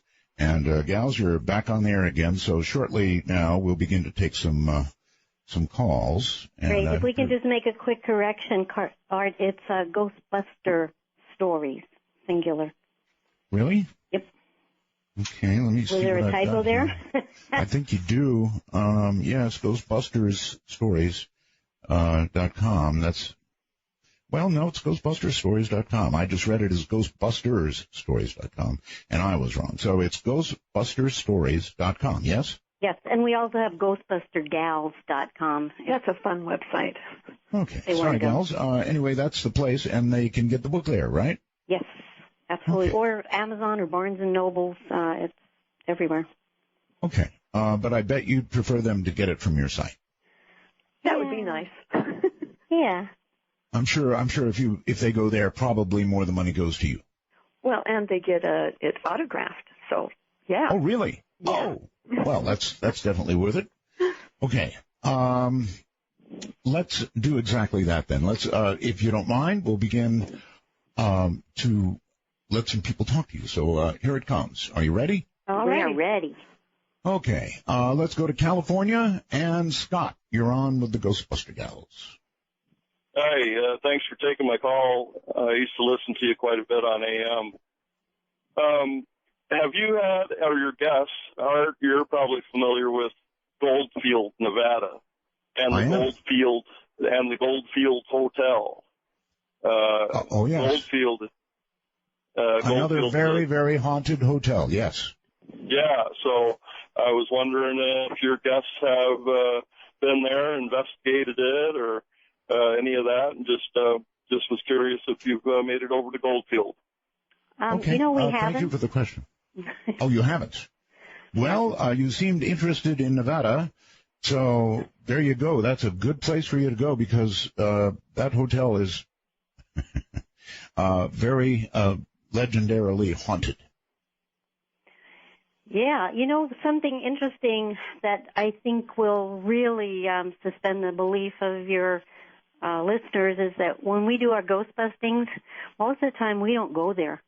We do our ghost bustings remotely. We kind of sit in our own spaces and do ghost bustings, around the world that way, and have had just as much success than if we were actually physically there.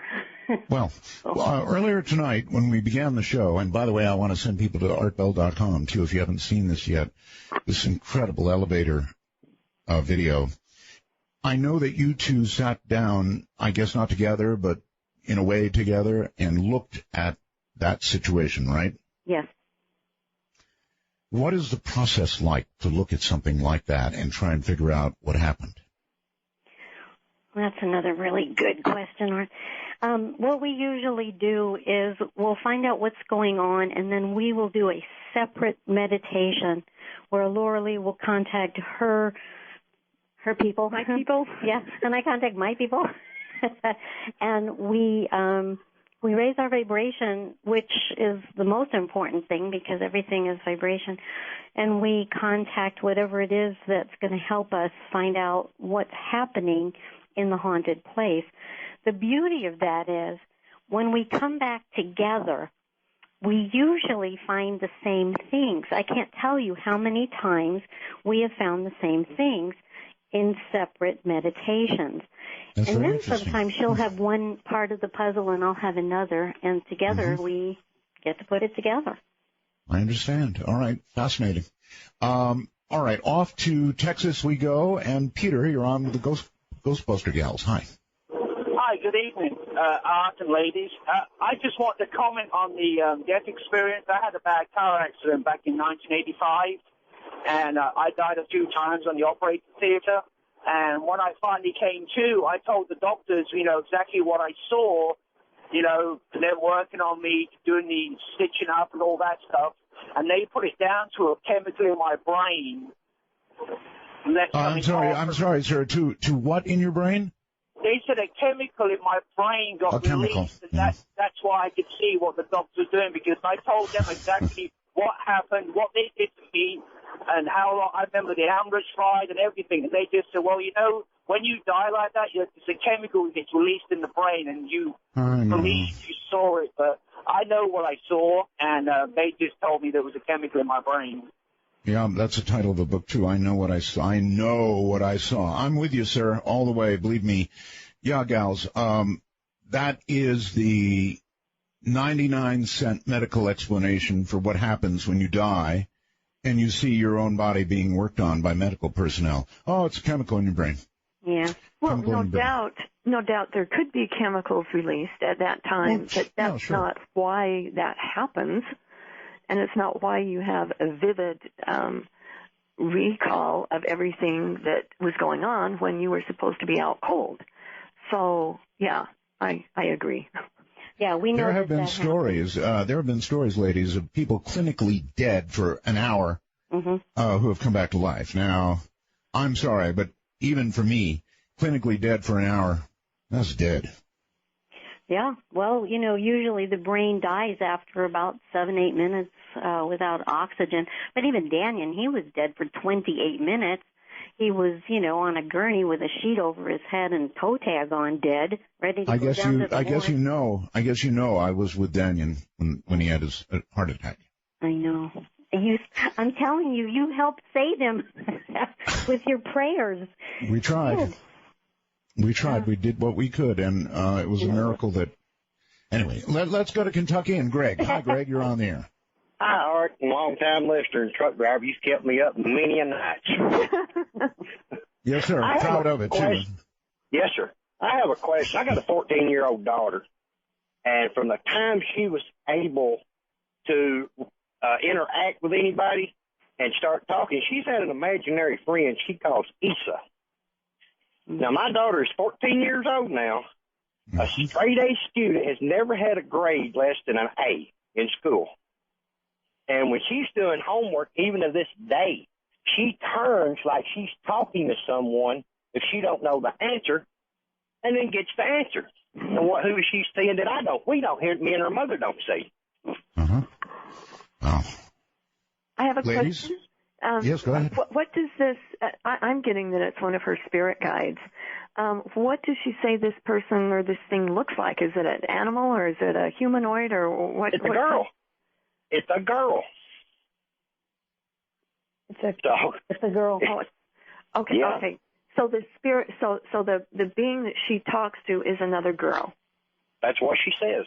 Okay, yeah. Well, you know what I was getting, and this is kind of weird, and I guess there's no way to confirm it, but I think your daughter was a twin in the womb, and the one twin didn't make it, but she did. And this girl is her twin and stays with her even though she doesn't have a physical body. She's there in spirit with her. That'd be weird. Yeah. That is weird because we didn't know, there was nothing ever said about being a twin. Well, a lot of times you don't know, sir. That all ends very early in the pregnancy.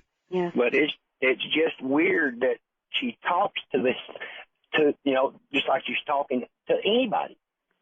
Well, I would let her know that what she's doing is fine and great, but be really careful about who she tells about it because it could be the subject of a lot of ridicule. Just like this is real common for first wave indigos. They always have friends that nobody else can see, and so I would encourage her, but just make sure that she is real discreet about who she tells about it. That's good advice. Yep. Okay. I mean, she's never told no one about it. I just didn't understand what it was. Right, we've got it. Thank you. That's very, very interesting, and that's interesting advice coming from you, too. I think it's practical advice. Whether you are, in fact, or are not seeing and talking to somebody who others perceive not to be there, it's wise counsel to say you're going to want to keep this to yourself. Otherwise, in the real world, you're going to run into all kinds of problems, right? Absolutely. They'll put you in the loony bin sometimes. I suppose I shouldn't say it like that, but that's not politically correct. But there's a lot of people in mental institutions that are not really crazy. Sometimes they just have entities that are either attached to them on the outside or shoved in, and it changes their personality. But they themselves are not crazy. It's Exactly. And also, Art, I wanted to get this in. With first wave indigos, a lot of them have a lot of what I call X-Men abilities, and they shut them off because it scared people. They could do amazing, amazing things, but they shut it off because it scared people. And so then they come to me, and I have to help them work through the fear of that and turn them back on, because they're supposed to learn how to use them, not shut them off. Right. With respect to the bin, how have you all stayed out? Say what? I said, with respect to the bin. The recycle bin? No, the loony bin. The loony bin? Yeah, so many bins. You're giving this guy advice to tell his daughter to keep quiet. It's good advice. So have we stayed that out was of the bin? Hey, Art, we stayed out of it the same way you stayed out of it. All right, to Texas, Lance, save us. I don't know if that's possible. That's right. My question was, I've done a lot of reading on this subject, and I'm right on board with what you women talk about and what you say is what things are. And what my curiosity has always been is someone dies and they've passed on, and it's talked about how, we have spirit guides who kind of help us and keep us moving in the direction we should in this life and what have you, and sometimes try to help keep us out of harm's way. So when a person passes over, I don't understand why they seem to get stuck, and there's not a spirit guide or an angel that would, to give them some advice or guidance to get them where they need to go. Why would someone want to get stuck here when they have such a limitless place to be able to move on to that's amazing? Mm-hmm. Well, that's a good question. It's not like they want to get stuck. They can't help it because they have so much fear. It's the fear that keeps them down. It's the anger or the resentment or the unresolved issues that keeps them in a lower vibrational state, so they don't get to see the tunnel. So it's not like they have a choice, I want to stay in this blue-gray place. It's like, I don't know where I am. I'm confused. And then we find that a lot of people that die of drug overdoses, they all kind of congregate in the same blue-gray place. It's just odd. And people that die of military things, they're congregating in this military-type area. It's like a magnet that attracts them to different places. Yeah, because like thoughts attract like thoughts. So they don't really want to. That's why we're trying to help people to learn about this so they don't become ghosts, Now, I got another question.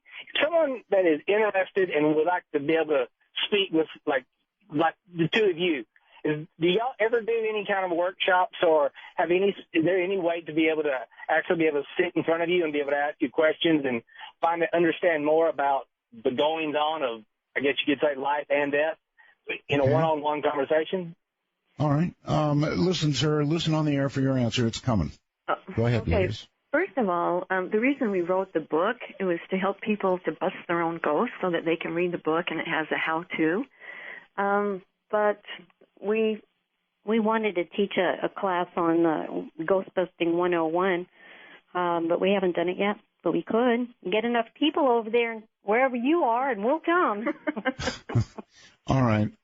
So I guess make it and they will come, huh? That's right. That's a very good way of saying it. Keith in Oklahoma, you're on with the Ghostbuster ladies. Hey, Art. Mega Roswell to you. Thank you.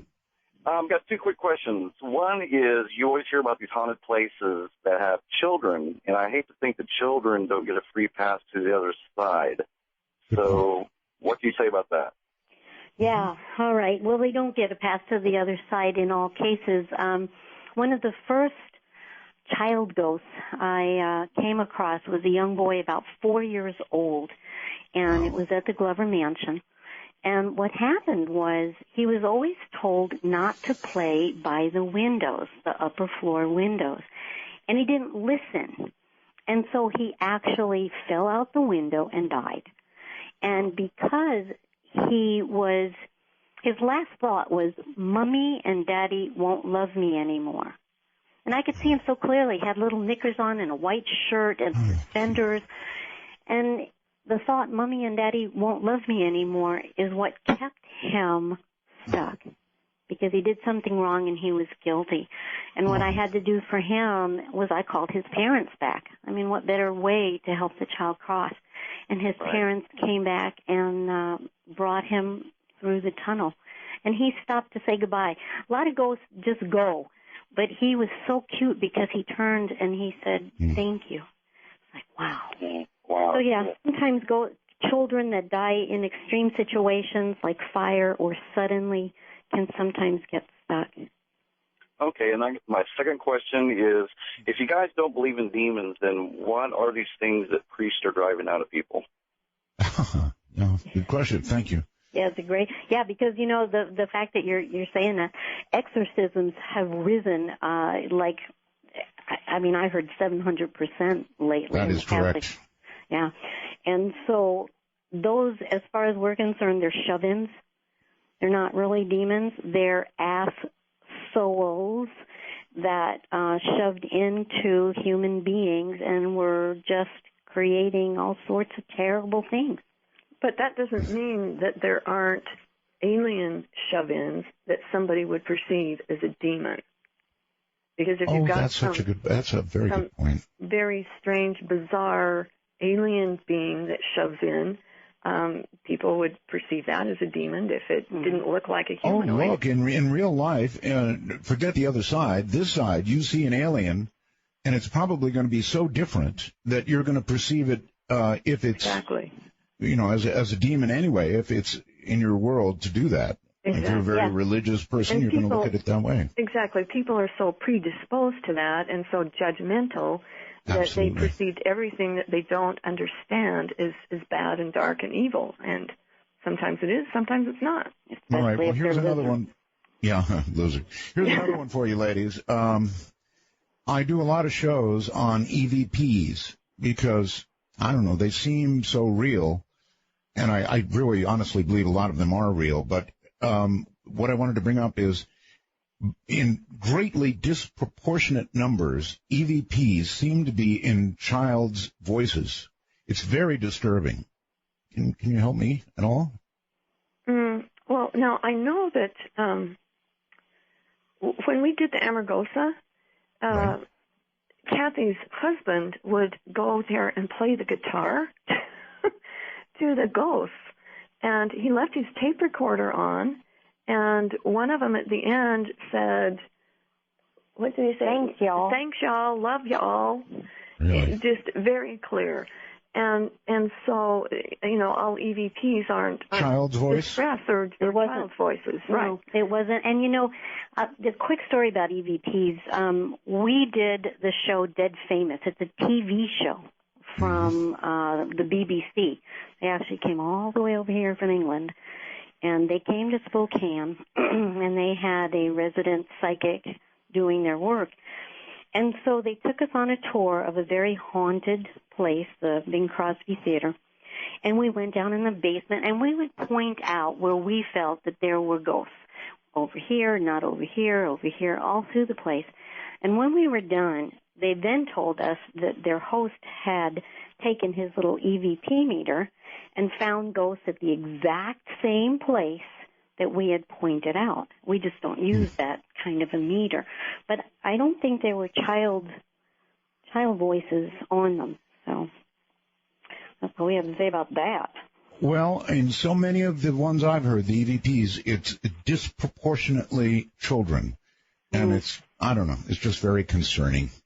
Let's go here to Rob in Florida. Hi, Rob. Hello. How you doing tonight? Pretty well, thank you. Yeah, I have a question there. Do you ladies pick up on any spirits from the hollowed earth? Yeah. The hollowed earth. Yeah, the hollowed earth. That's right. There are a lot of people who believe that the earth is hollow. I'll say yes. You will? I will. Now, wait a minute. No, wait just one moment. No, I don't. I don't believe that the Earth is actually hollow. I do believe that there are inner Earth. Yeah, there's inner Earth beings that reside there. And many years ago, I did have a connection with one of them. Oh my! Well, it's not hell though, right? No, no, it's not hell, and the Earth really is not hollow. But there are subterranean levels that go down. Some people think they're under lakes in Alaska. I mean, I've heard a lot of under Mount Shasta, Right. The Middle Earth people. But it's not like they're down. The Earth is molten lava. I mean, that's science. We may be a little on the woo-woo side, but we believe in science. A little on the woo-woo side. Oh, you girls Okay, are a big right. on the woo-woo side. Okay. Vicky in Michigan. Hello there. Hi, how are you all tonight? Very well, thank you. I have a question. I have a 6-year-old granddaughter who lately has been talking to an imaginary friend. Now, I don't know if this is something she's made up, if it's something that, if it is a real imaginary friend that she's talking to, how can I help her develop this and keep her from being afraid? Because she's been woken up in the middle of the night before by so-called imaginary friends. Well, a lot of parents say it's nothing, there's nobody there, and they train their child out of being able to see such things, and I'm not sure what the right thing to do is. Ladies? At 6 years old, my guess is that she's a crystal child, and some of our youngest clients have been crystal children. We've had a young boy starting from the age of 6 to about 10, and they are magnets for things. So the best thing you can do is, A, assume that she is talking to somebody, but B, teach her how she can protect herself. We use these rocks, believe it or not, the Almoricite rocks.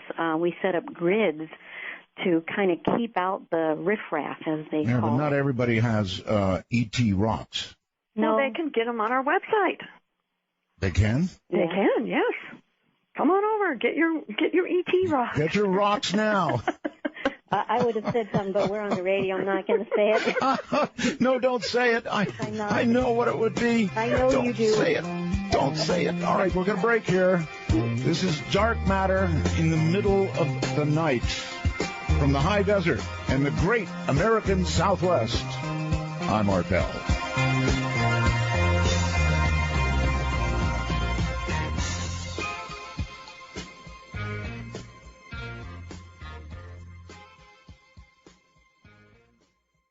Absolutely a terrific program underway with the Ghost Gals.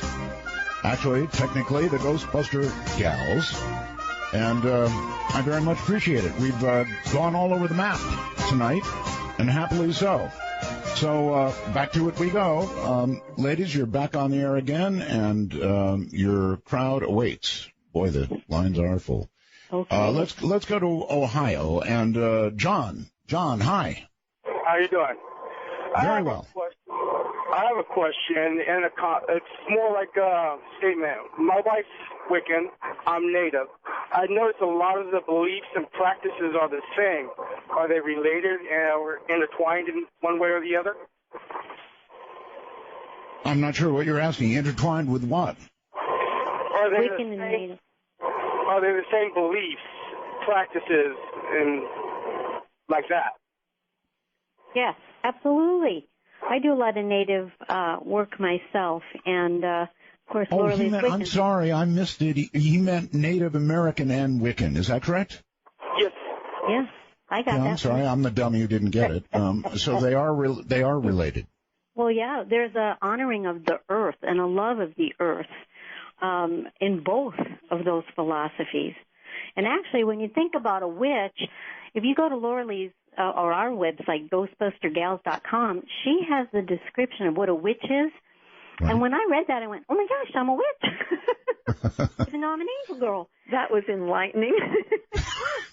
But it's an honoring of the earth herself, giving homage, and in both of those philosophies.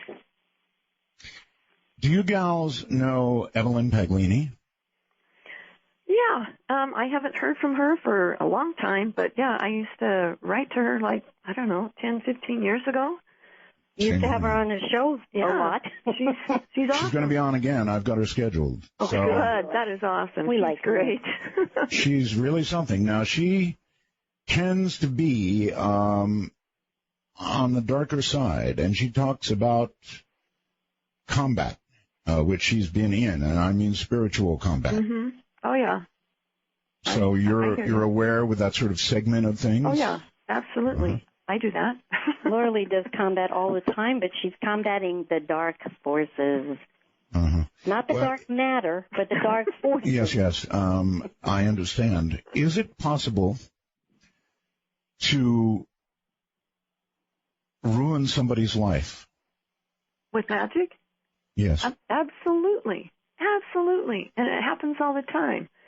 I wrote an article in one of Brad Steiger's books about black magic and how people literally get away with murder by doing dark sorcery and black magic, and never, it's like, what court of law is going to say, oh, so-and-so put a spell on my client and now they're dead? Someday it may happen. Someday. It's not happening now. Brad and Sherry Steiger, by the way, very good friends. They are awesome. I love that couple. They're just incredible. And so, you can do some serious damage through magic. Absolutely. And curses. And it happens all the time. A lot of people think that's as much baloney as what they've been calling otherwise for tonight. And I don't think it is. Well, they always. I was married to a Wiccan, so I know. They think it's baloney until it happens to them, and then it's not baloney and it's not funny. That's right. Steve in Canada, way up north, you're on the air. Hi, Art. Raj Wells to you. Thank you for taking my call, and good evening, ladies. What I'd like to know, I have a kind of a two-sided question. Back in the mid-'90s, I was involved in an industrial accident in which left me vital signs absent 3 times in a row on the way to the trauma center. During that time, I had no recollection of anything, when I was gone. However, afterwards, I was visited by what you refer to as shadow people. This happened to me on 4 different occasions immediately after, during my recovery, which was quite extensive. From that point on, I never had any conversation, so to speak, with them. They were just there. It was, very defined. Usually happened early in the morning. And their shapes were very defined, but no features to speak of.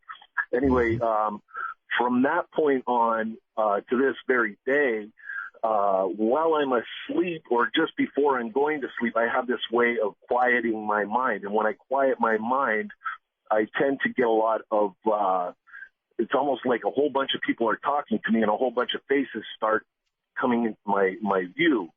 And it's like they're asking questions. It's crazy. It's really hard to describe. But I find if I tell them leave me alone or quiet, settle down, they'll stop.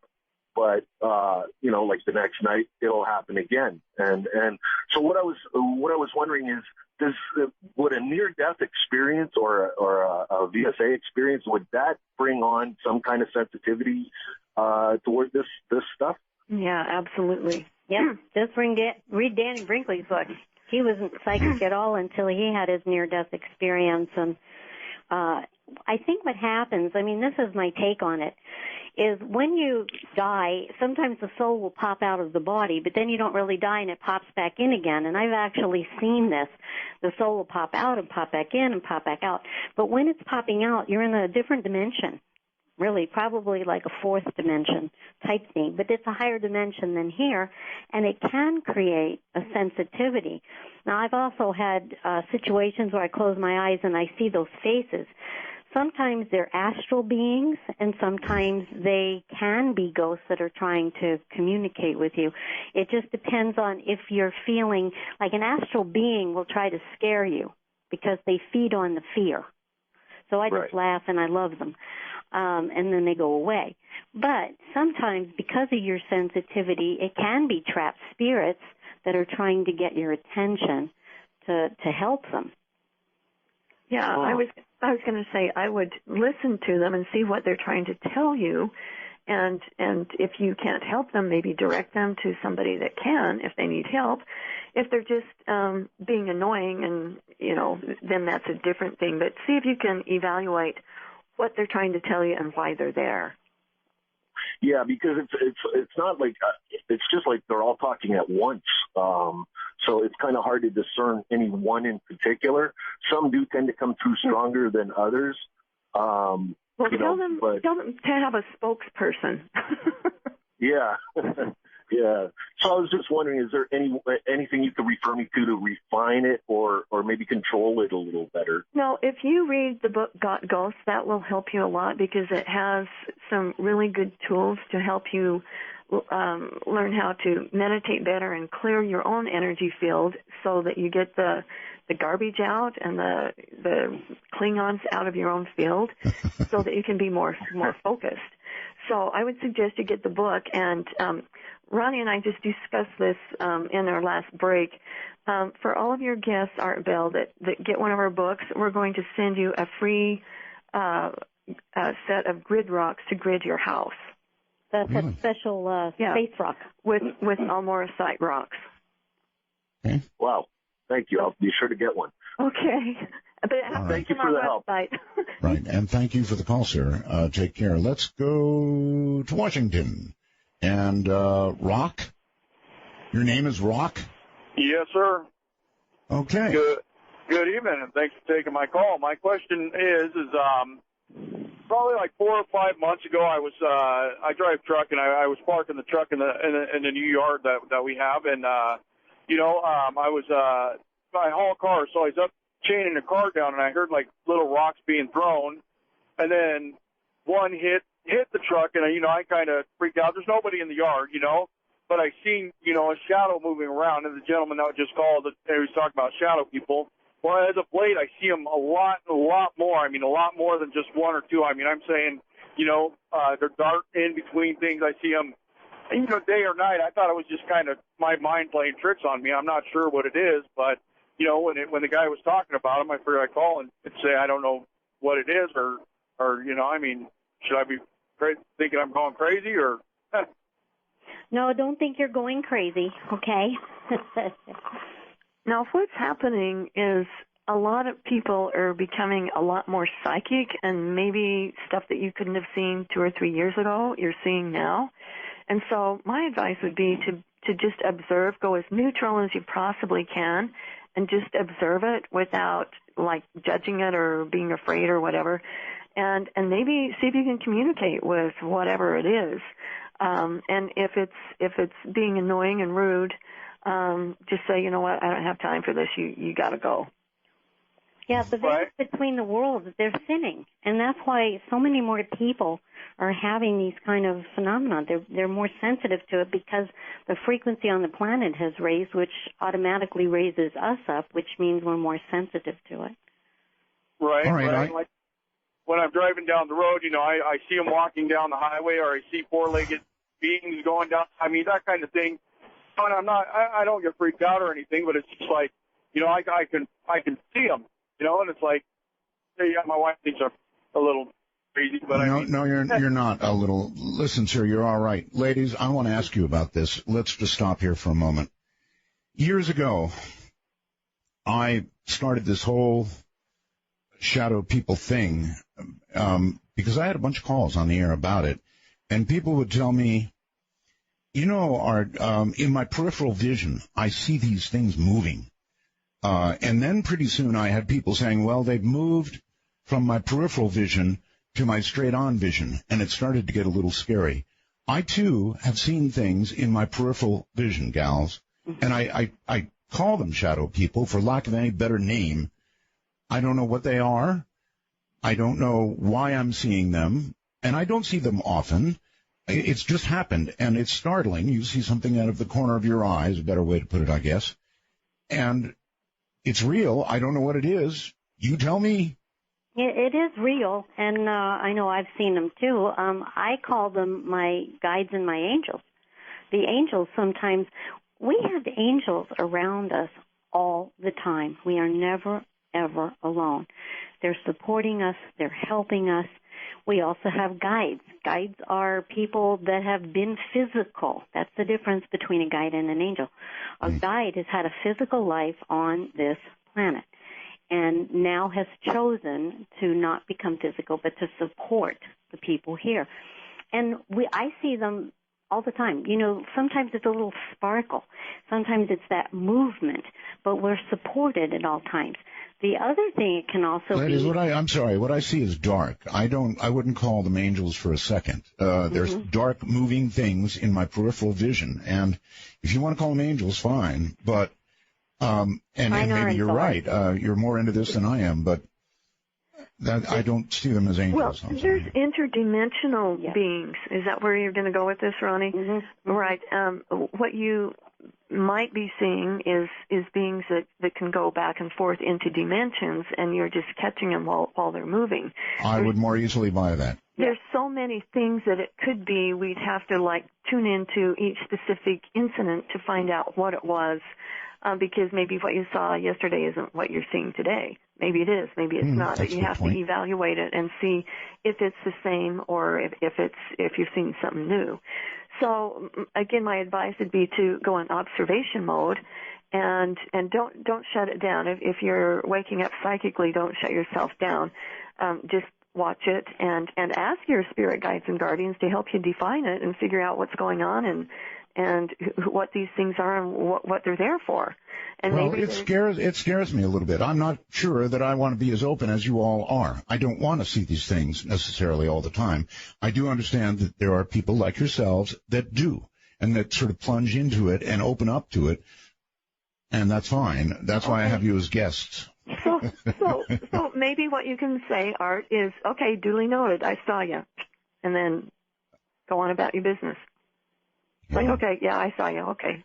Okay. You know, this might be a good time to bring up the fact that Laura Lee and I are both not afraid of what we do. No matter what I can clearly see that. Yeah, and there's a reason for that. I mean, I have my own reason, and I'm sure she has hers. But one of the things that I learned, and this was back in the 90s, and it was Daniel that helped me see this, is what they found. We know that nothing is solid, okay? Back in the 30s, they invented the electron microscope, and they could see that nothing is solid. Everything has space between it, between the atoms and the molecules. And towards the 90s, they're starting to develop that even more, and the scientists have said that, well, about 95% of everything is space. So if that's true, why don't we go through our chairs, and why don't we walk through walls? Well, we have an electromagnetic field that stops it. But we are space, you know, in between each of those atoms. And what Daniel had said is when they studied this space or this fabric of the universe that's holding everything together, it vibrates to the same frequency as love. And when I heard that, it changed my life. That's pretty good. Yeah, That's pretty good. Because I then took the word love and kind of extrapolated out to God. So as far as I'm concerned, God is in all things. There is no thing that is not God. So the shadow people and the ghosts and the so-called demons, they're all an expression of God. And so I can do my work in that loving place without the fear. So I just thought I'd share that. I appreciate the sharing, but, you know, there have been some poltergeist/ghost occurrences that have been not real godlike at all. They've been horrifying. Well, I can understand that because I have a little different take on it than Ronnie. that's why I use the cosmic recycle bin so much, because things that are out of place and just raising havoc, they just need to get transformed. And so, but the for Ronnie, there is no recycle bin, right? I don't ever put anybody in. She doesn't ever put any. She lets me do that. I do the dirty work. She does. You know, I either send them back to God or just give them to her. But poltergeists, maybe we should talk about that, because what we have found in our experience, that there is no such thing as a poltergeist, but what it is an indigo. Here we're back to indigos again. Maybe having a little hissy fit. And because they are so telekinetic, yes, things go boom and bang and crash and crack, and it's not really another entity. It's themselves. Indigo. Yeah. Yeah. Okay. I'm sort of with you here. In fact, in most of these cases, there is a young child or a teenage girl. They seem to be absolutely troublemakers in more ways than one. Huh? Yeah. Yes, and they crash things and they bang things and they create a lot of fear, and they don't realize they're doing it, but they are. Okay. All right. Florida brings Kelly. Hi, Kelly. Hi, Roswell's Art. Good evening, ladies. Thank you for taking my call. Sure. Okay, so here's my thing. I've recently begun experiencing some strange things. Some people that I've been talking to are saying that I'm a sensitive, and so, basically, here's what happened. A few years ago, I had a relative who was dying from cancer, and I would say about 2 weeks before she passed, I started becoming physically ill, sick to my stomach, having all these horrible symptoms, and it wasn't a cold. It was different from a cold. Anyway, basically, one Saturday night, it just went away, and it was almost like a feeling of freedom. And when it disappeared, about an hour later, my mom called me and told me that she had passed away. So that was sort of odd, but so I know that I have something going on here. Is there any advice that you can give me to help curb the physical experiences that I have? This is only one example. I mean, I've had this happen at least a dozen times since this one experience with my cousin. But is there any advice that you can give to someone? Because I know that it could be a gift. Right now, it feels like a curse. Well, one of the things that just pops in my head is to make sure that you're getting all the proper nutrition that you need. When Ronnie and I do ghost bustings, we always take colloidal minerals, because when you're running a lot of psychic energy, it depletes the minerals in your body. And so you're going to want to make sure that you take care of yourself, because when you go in psychic mode, you do really pull a lot of energy, and you want to build yourself back up. And the other thing I suggest is, it sounds like because you are so sensitive, you're picking up energy cords from these people, because people can put energy cords in you, and then they can affect you. They can suck your energy.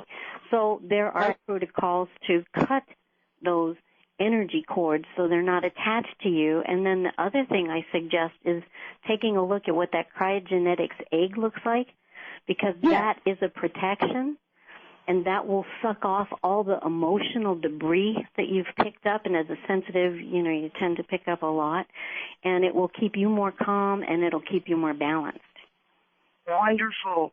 That is excellent advice. Thank you. And yes, I do use like a magic bubble type of thing, to keep me protected mainly, and also just to, because people can, like you said, can psychically attack you without even really knowing it. So yeah, I do try that, and I am going to get your book. It sounds awesome. Thank you, ladies. Thank you very much, Art. I appreciate it. Thank you. Back. All right, take care. I want a magic bubble.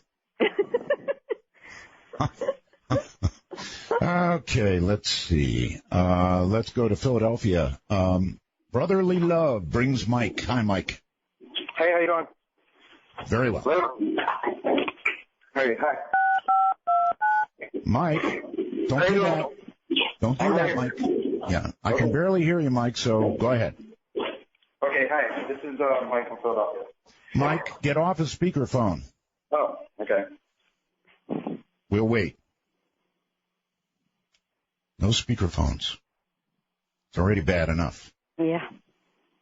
Mike, are you there? I think Mike just disappeared into the egg. All right, let's move to Oklahoma and Joe. Hi, Joe. Hey, how you doing, Art? Just fine. Nice to have you back. Thank you. Good to be here. This happened about an hour ago. I was switching on Sirius Radio back and forth between your program and Clyde Lewis, and he was doing a live thing at a place where the what the heck is that? The Zodiac Killer. You're losing me. I don't know what you mean by Zodiac. He was doing a live thing with the Zodiac Killer. No, I'm sorry. I don't get that. The Ghost of the Zodiac Killer. They were doing a live program where this guy worked. Okay, well, anyway, let me imagine. Wait. Can I guess? Can I guess? Me? I said, can I guess? Well, anyway, he got fired. No, sir. Sir, hold it. Can I guess, please? Can I guess? Oh, can you hear me? Yes, I can hear you. Okay, can I guess? I'm going to guess anyway. I'm going to guess that he disappeared all of a sudden. What I was trying to get to you is they were doing this live remote there, and he got violently sick and everything. This happened about an hour ago. And I was thinking that your Ghostbusters would maybe want to take and follow up on this to see what happened to him, because he was sort of attacked by the ghost. Okay, right in the middle of the show, huh?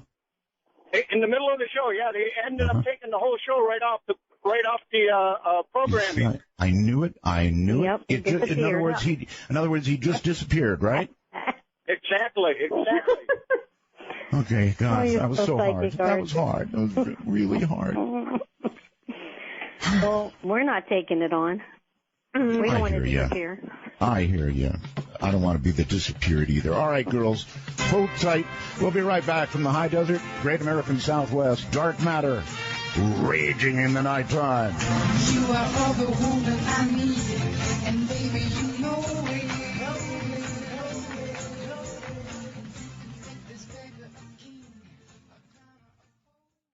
Oh, baby, remember this one? Been a long time. Journey to the center of the mind. All right, gals, welcome back. It is the Ghostbuster gals we've got with us this night, and we're all over the place with all kinds of things. But right now, we're center with, oh my goodness, what's that name in Illinois? LaShawn, is that correct? Yes, it is. All right, LaShawn, you're on the air. Hi, how are you, Art and Minnie Roswell? Thank you. And how are you doing tonight, ladies? Great, LaShawn. Great. I have a situation here. I have my daughter. She moved into her own apartment, and there's been several things going on there. At night, there's somebody whispering her name in her ear as she's trying to sleep. She's got someone turning the gas on after they go to bed at night on their gas stove. And she has a 6-year-old son who actually talks with this spirit. And the spirit tries to get him to hurt himself. So I'm thinking it's really, really weird. And actually, my grandson, he actually does not like staying at home. He's actually at my house now. Yeah. But they're really terrified of being in that apartment, and they've already signed a 1-year lease. And is there any way they can get this spirit to move on or get it out of their home or whatever? Oh, absolutely. Again, that's the reason we wrote the book, LaShawn, because, if people hire us to do the ghost bustings, it can be pretty expensive. But we wrote the book, which is not really expensive at all, and it gives a step-by-step instruction on what to do to get rid of those ghosts, to protect the house, to clean out the energy. Some people think, you get some holy water and have a priest come and bless the house. But That does not get rid of the ghost. It just sends them away for a little bit, and then they come back. So with the book, it will actually help, and then we'll send the grid rocks, and they can, your daughter can grid the place with these rocks, which are mind-boggling. I mean, before we had these rocks and tried to do ghost bustings, it was like going through Jell-O. It took so long, and it was so hard to do. Now with the rocks, it makes it that much easier. So yeah, we used to get worn out before we started having our clients grid their houses with these little rocks before we would do a session. Now we won't do one at all. If people don't have the rocks, we don't do it. And that will certainly, if they get some rocks, if they get the book, and maybe for the children, these rocks are also in dust form, and we have little necklaces, and that might help the children feel better at night. They'll have something to hold, and they can talk to their rock buddies and help protect them.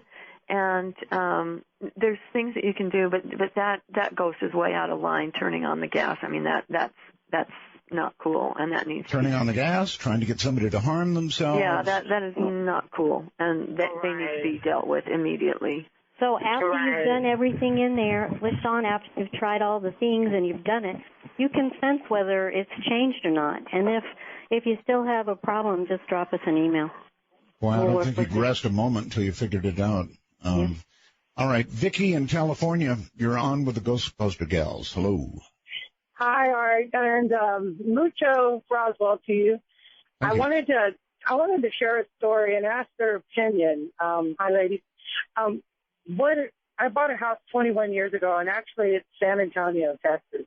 And I never really sensed anything going on in the house. The kids were always telling me that they would hear things and see things, and I just told them, it's just the wind, it's the doors, it's an old house, and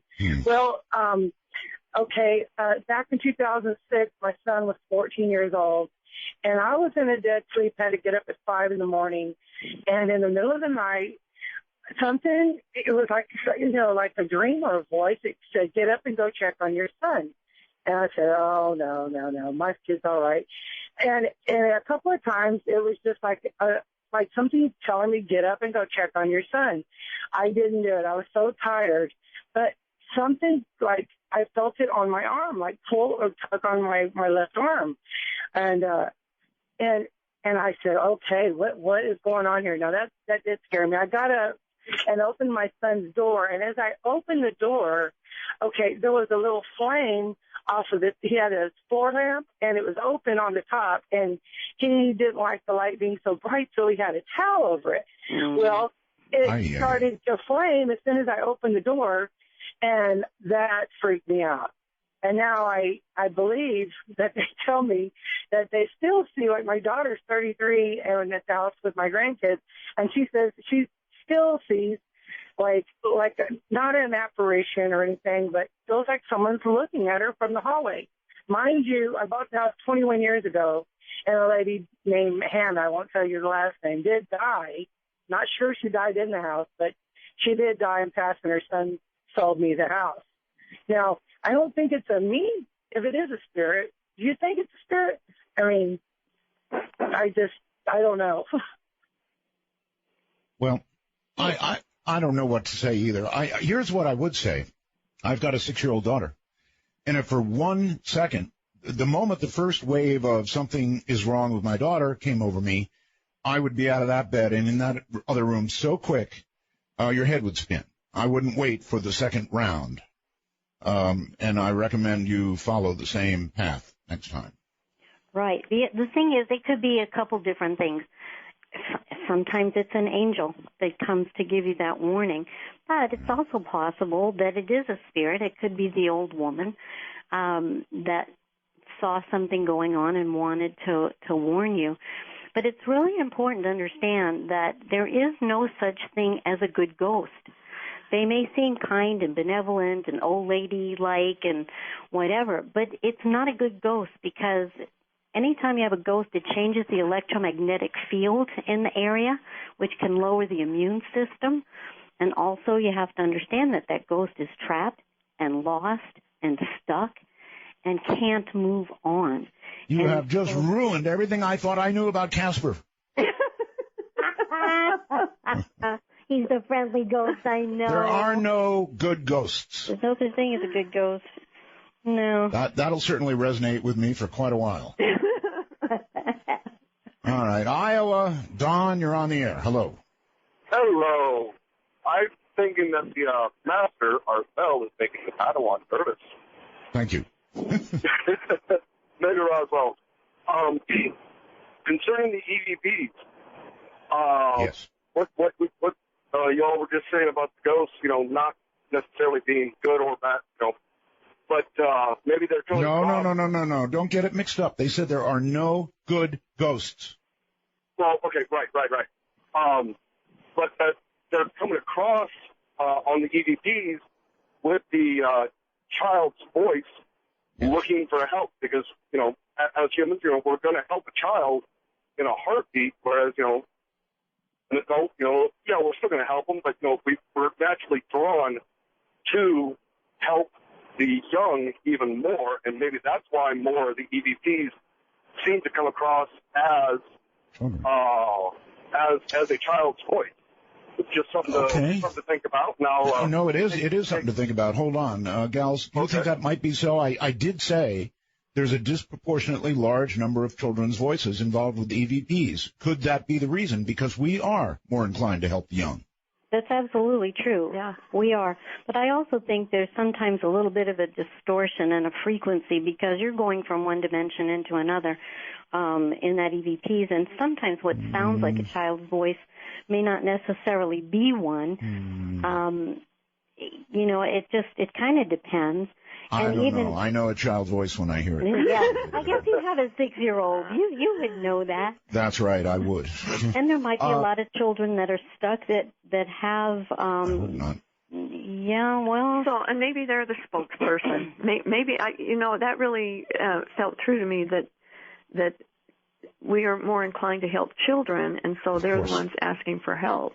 Of course. All right, caller is still on the line. Anything else here? Yeah. Well, that's all. I just wanted to, it's just something that I thought about. That with us, more inclined to help a child, that maybe they're looking for help. Got it. You're right, and I think you're dead on. So thank you to Canada and Bert. Hi, Bert. Hello. How are you today? Just spiffy. Spiffy. Oh, yes.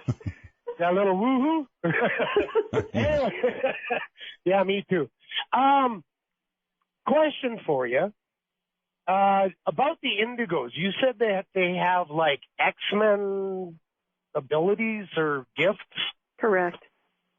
You're talking like being able to move the wind and hot and cold stuff, make people feel hot and cold and things like that. Is that what you're talking about? They can. Did you ever see the X-Men movies?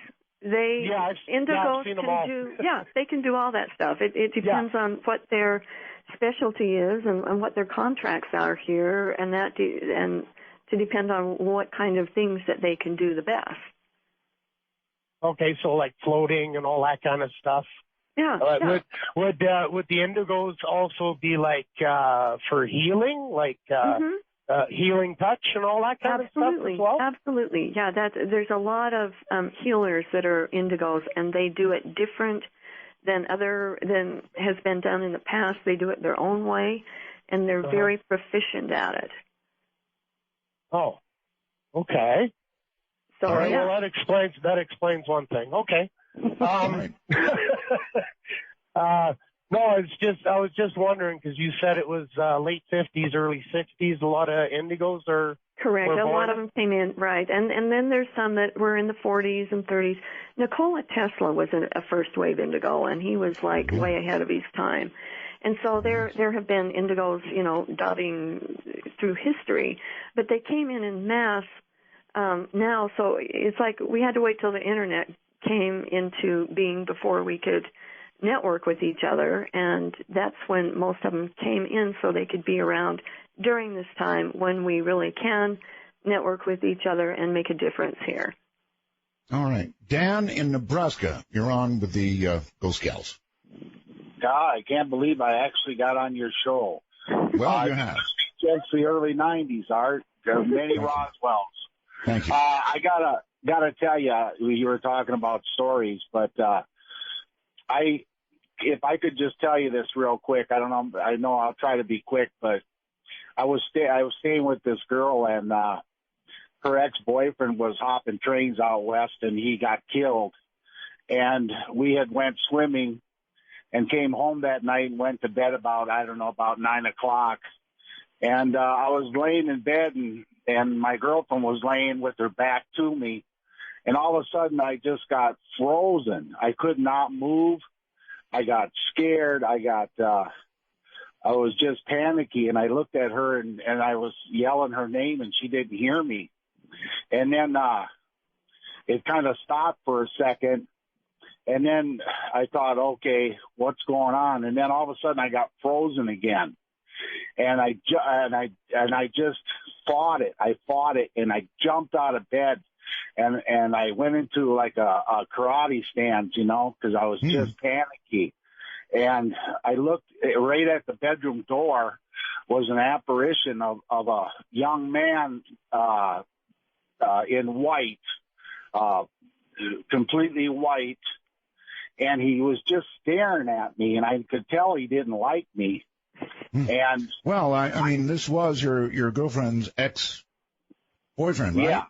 Yeah. Well, you're lucky that that's all that happened. I mean, it could have been absolutely tragic in many ways, which I won't go into.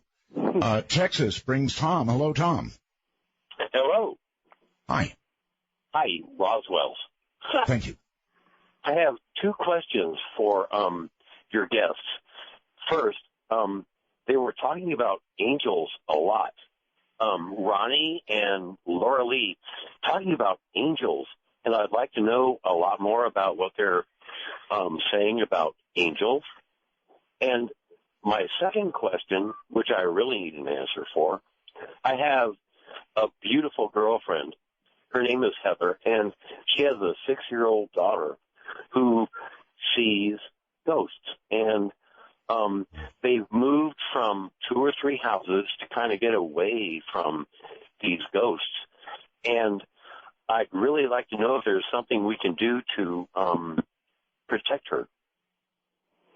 Okay. Ghosts are everywhere. They just are. I mean, everywhere. One would think that's true. I mean, we're a gigantic population, 6 billion on the planet or something, right? Yeah. And we're kicking the bucket all the time. Some of us, I suppose, are going on. Others linger. That's a bunch.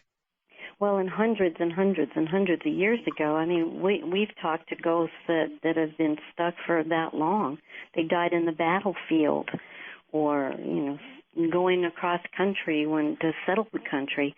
They passed, and so yeah, there's a lot of ghosts out there.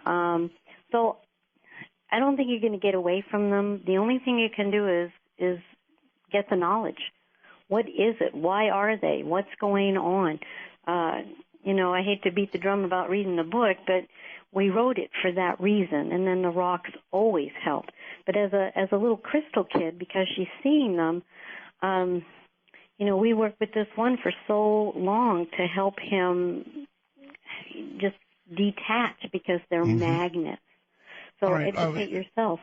Okay, you mentioned some of them are there for hundreds of years. You said that, right? Hundreds, yeah. Hundreds of years. So I would assume, which I probably shouldn't do, that on the other side, time is a different thing. We measure time here, but I kind of doubt it's measured over there as we measure here. Is it? Oh, you're so right. No, there is no time. Time doesn't exist. It's only a third-dimensional thing that we do linear time. And so sometimes hundreds of years doesn't feel like that to a ghost, that's for sure. And when we're on the other side, sometimes 200 Earth years pass before we decide to incarnate again. But it doesn't feel like it. So there is no such thing as time, or space is a little different too. That's how we can do remote ghost busting. We can remove ourselves from third dimension, go to the higher dimensions, and be anywhere kind of like remote viewing, I guess, Mm-hmm. and then contact the ghost in that way. So you're absolutely right. No time over there or here. Well, that's good, because if I'm going to be stuck hundreds of years somewhere, I don't want to be looking at a clock. Dale in California, you're on the air. Hi, good evening, everybody. Good evening. Evening. I like your program. Just been listening to it ever since it's been on the air. Thank you. I have a question for the ladies on their thoughts on the Bell Witch from Tennessee. I've always found that just real interesting on the whole goings on way back when. Well, I'm certainly interested in any witch named Belle. So let's see what they know. Gals? I know nothing. And me being a witch, I have heard about it, but I'm not real familiar with that. Wasn't that a movie? Well, I'm hurt. I'm sorry. I'm really hurt. All right. Hawaii, really. Sarah, hello in Hawaii. How are you? Aloha, Art, and mega Roswells to you. And I'm calling in to ask these gals a question. Out here, in the middle of the Pacific, that we get a lot of interesting things going on, like most other places. However, at night, when I go to bed and I'm laying there reading, and this happens nearly every night, I see what looks like big manta rays. They just kind of come in and glide through the ceiling and around the room. And sometimes they're black, and sometimes they're gray, and sometimes they're a real light color. Kind of like they're swimming? Yeah, you know how a manta ray will just glide through the water? Yes. Well, that's kind of what they do. I don't feel any hostile energy, and I often will say, what do you want? But I'm not getting any answers, or maybe I'm not really listening. I don't know. Well, okay, so I used to have the same thing happen with dolphins and sometimes whales. Because I'm connected with both of them and have seen them, in the wild and had telepathic communication. And what I'm sensing is it's the same thing for you with these manta rays, because they're very intelligent creatures. I swam with them in the Grand Cayman. They're phenomenal. They're gentle. They're lovely, but they're in trouble, just like all the ocean creatures. We're I don't want to get on my soapbox, but we're polluting the ocean terribly. And well, if they've taken to air swimming, they must be in a lot of trouble. It's their spirit, or it's the spirits of them. But they're coming to tell you they just want support and they want help. Oh, okay. That never occurred to me at all. And I'm right here, right near the volcano over here, and I didn't know if that electromagnetic field just pulled in a lot more stuff or not. Yeah, that was it a good could. question. I would also maybe do a little activism and see if they go away. If you start, like Ronnie said, they need help. So perhaps if you, in your spare time, you can, sign petitions or whatever to help these manta rays. And I think you're going to get really connected to them, like Ronnie is with the whales and the dolphins. I think you have a real connection to those life forms and to their energy. And so I would just pursue that, because obviously they're coming to connect with you, and I'm sure that you're going to find a good synergistic, symbiotic relationship with them. All right, manta rays or dolphins or cats or dogs, ladies, is it your view they have souls? Absolutely. Heck yes. They sure do. And good answer. Yes, and when they cross, we've crossed many an animal ghost. They cross through the Rainbow Bridge process, but when we die, they're there to meet us. Because anything that we've loved and has loved us is there to greet us on the other side. It's like a big party. So it's nice. And they do have souls, and I've talked to them. And we have a chapter in our book on pet ghosts. Right. It's really cool. All right. Very quickly, Mike in Pennsylvania somehow made it back. Hello, Mike. Yeah, I'm back. Hey. And now you're not on a speakerphone, right? No, I took it off. I'm so sorry. That's all right. Roswell. All right, first time calling. This is a problem. Good evening. Good morning, ladies. All right, this is a problem I've had since I was a kid. I've been trying to talk to people about it, getting different stories. When I was about 6 or 7 years old, my brothers sent me down. They were playing in the room. They sent me down to get some water. And when I got to the top step and I looked down, there's Jesus. So, the picture frame that you'd see of Jesus, the white robe with the red sash. And I was like, okay. I just stood there and I was like, who are you? And the figure or whatever was down there was just beckoning with his hand, just like beckoning me to come down steps.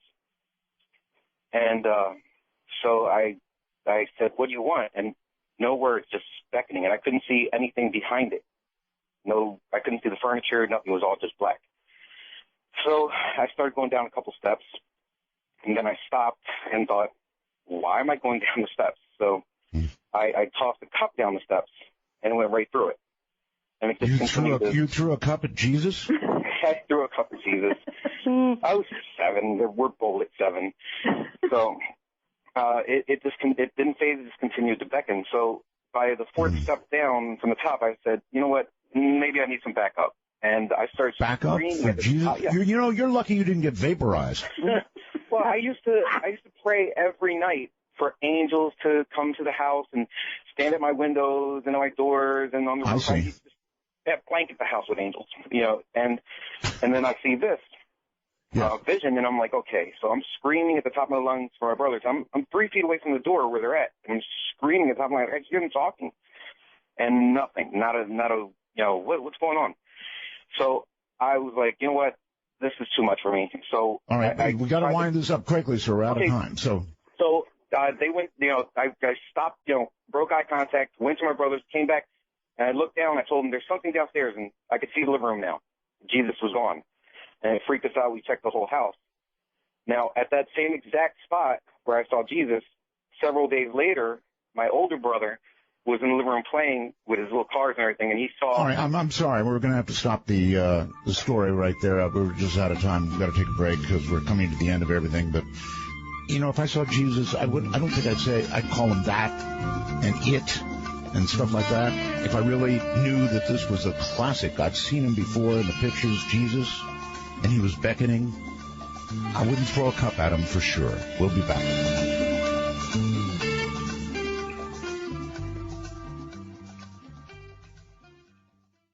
All right. Back to it we go, ladies. I have run myself properly out of time. It's pretty bad. I'm sorry that it has gone so quickly. It just like that, and the show's over. I can't believe it.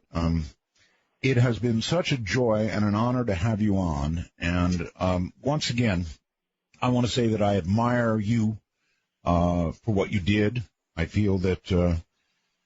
I don't know, you went the extra 100 miles for me. Thank you so very much. And I'm sorry for, what happened to you. But again, I think that you have integrity that I really admire. And I want to give you a chance to plug your book because of that. So plug away. Oh, thank you, Art. And the other way you can make it up to us is have us on again because we had so we will. fun. I guarantee. It was too great. much fun. Thank you. So the book has got Ghosts, the Bizarre But True Tales of the Ghostbuster Gals, and it includes a do-it-yourself ghostbusting guide. And you can get it at our website at www.ghostbustergals.com. Our other site is ghostbusterstories.com, where you can sign up for our free newsletter that we send out to people. Amazon does have it, but like Art pointed out, if you want it signed and you want your free grid rocks, you can get it at ghostbustergals.com. Yes, your free grid But rocks. you have to mention this show or you don't get the free grid rocks. Yeah. Really? Okay, well, that's easy enough. So you just mentioned dark matter. But again, I think a lot of people really love autographed stuff. So I'm thinking you're going to do pretty well. And that website, one more time, please. Ghostbustergals.com. All right. Right. Women of Integrity. Thank you so very much. And we'll do it again, ladies. Awesome. Thank you, Art. It's been great. You have a good night.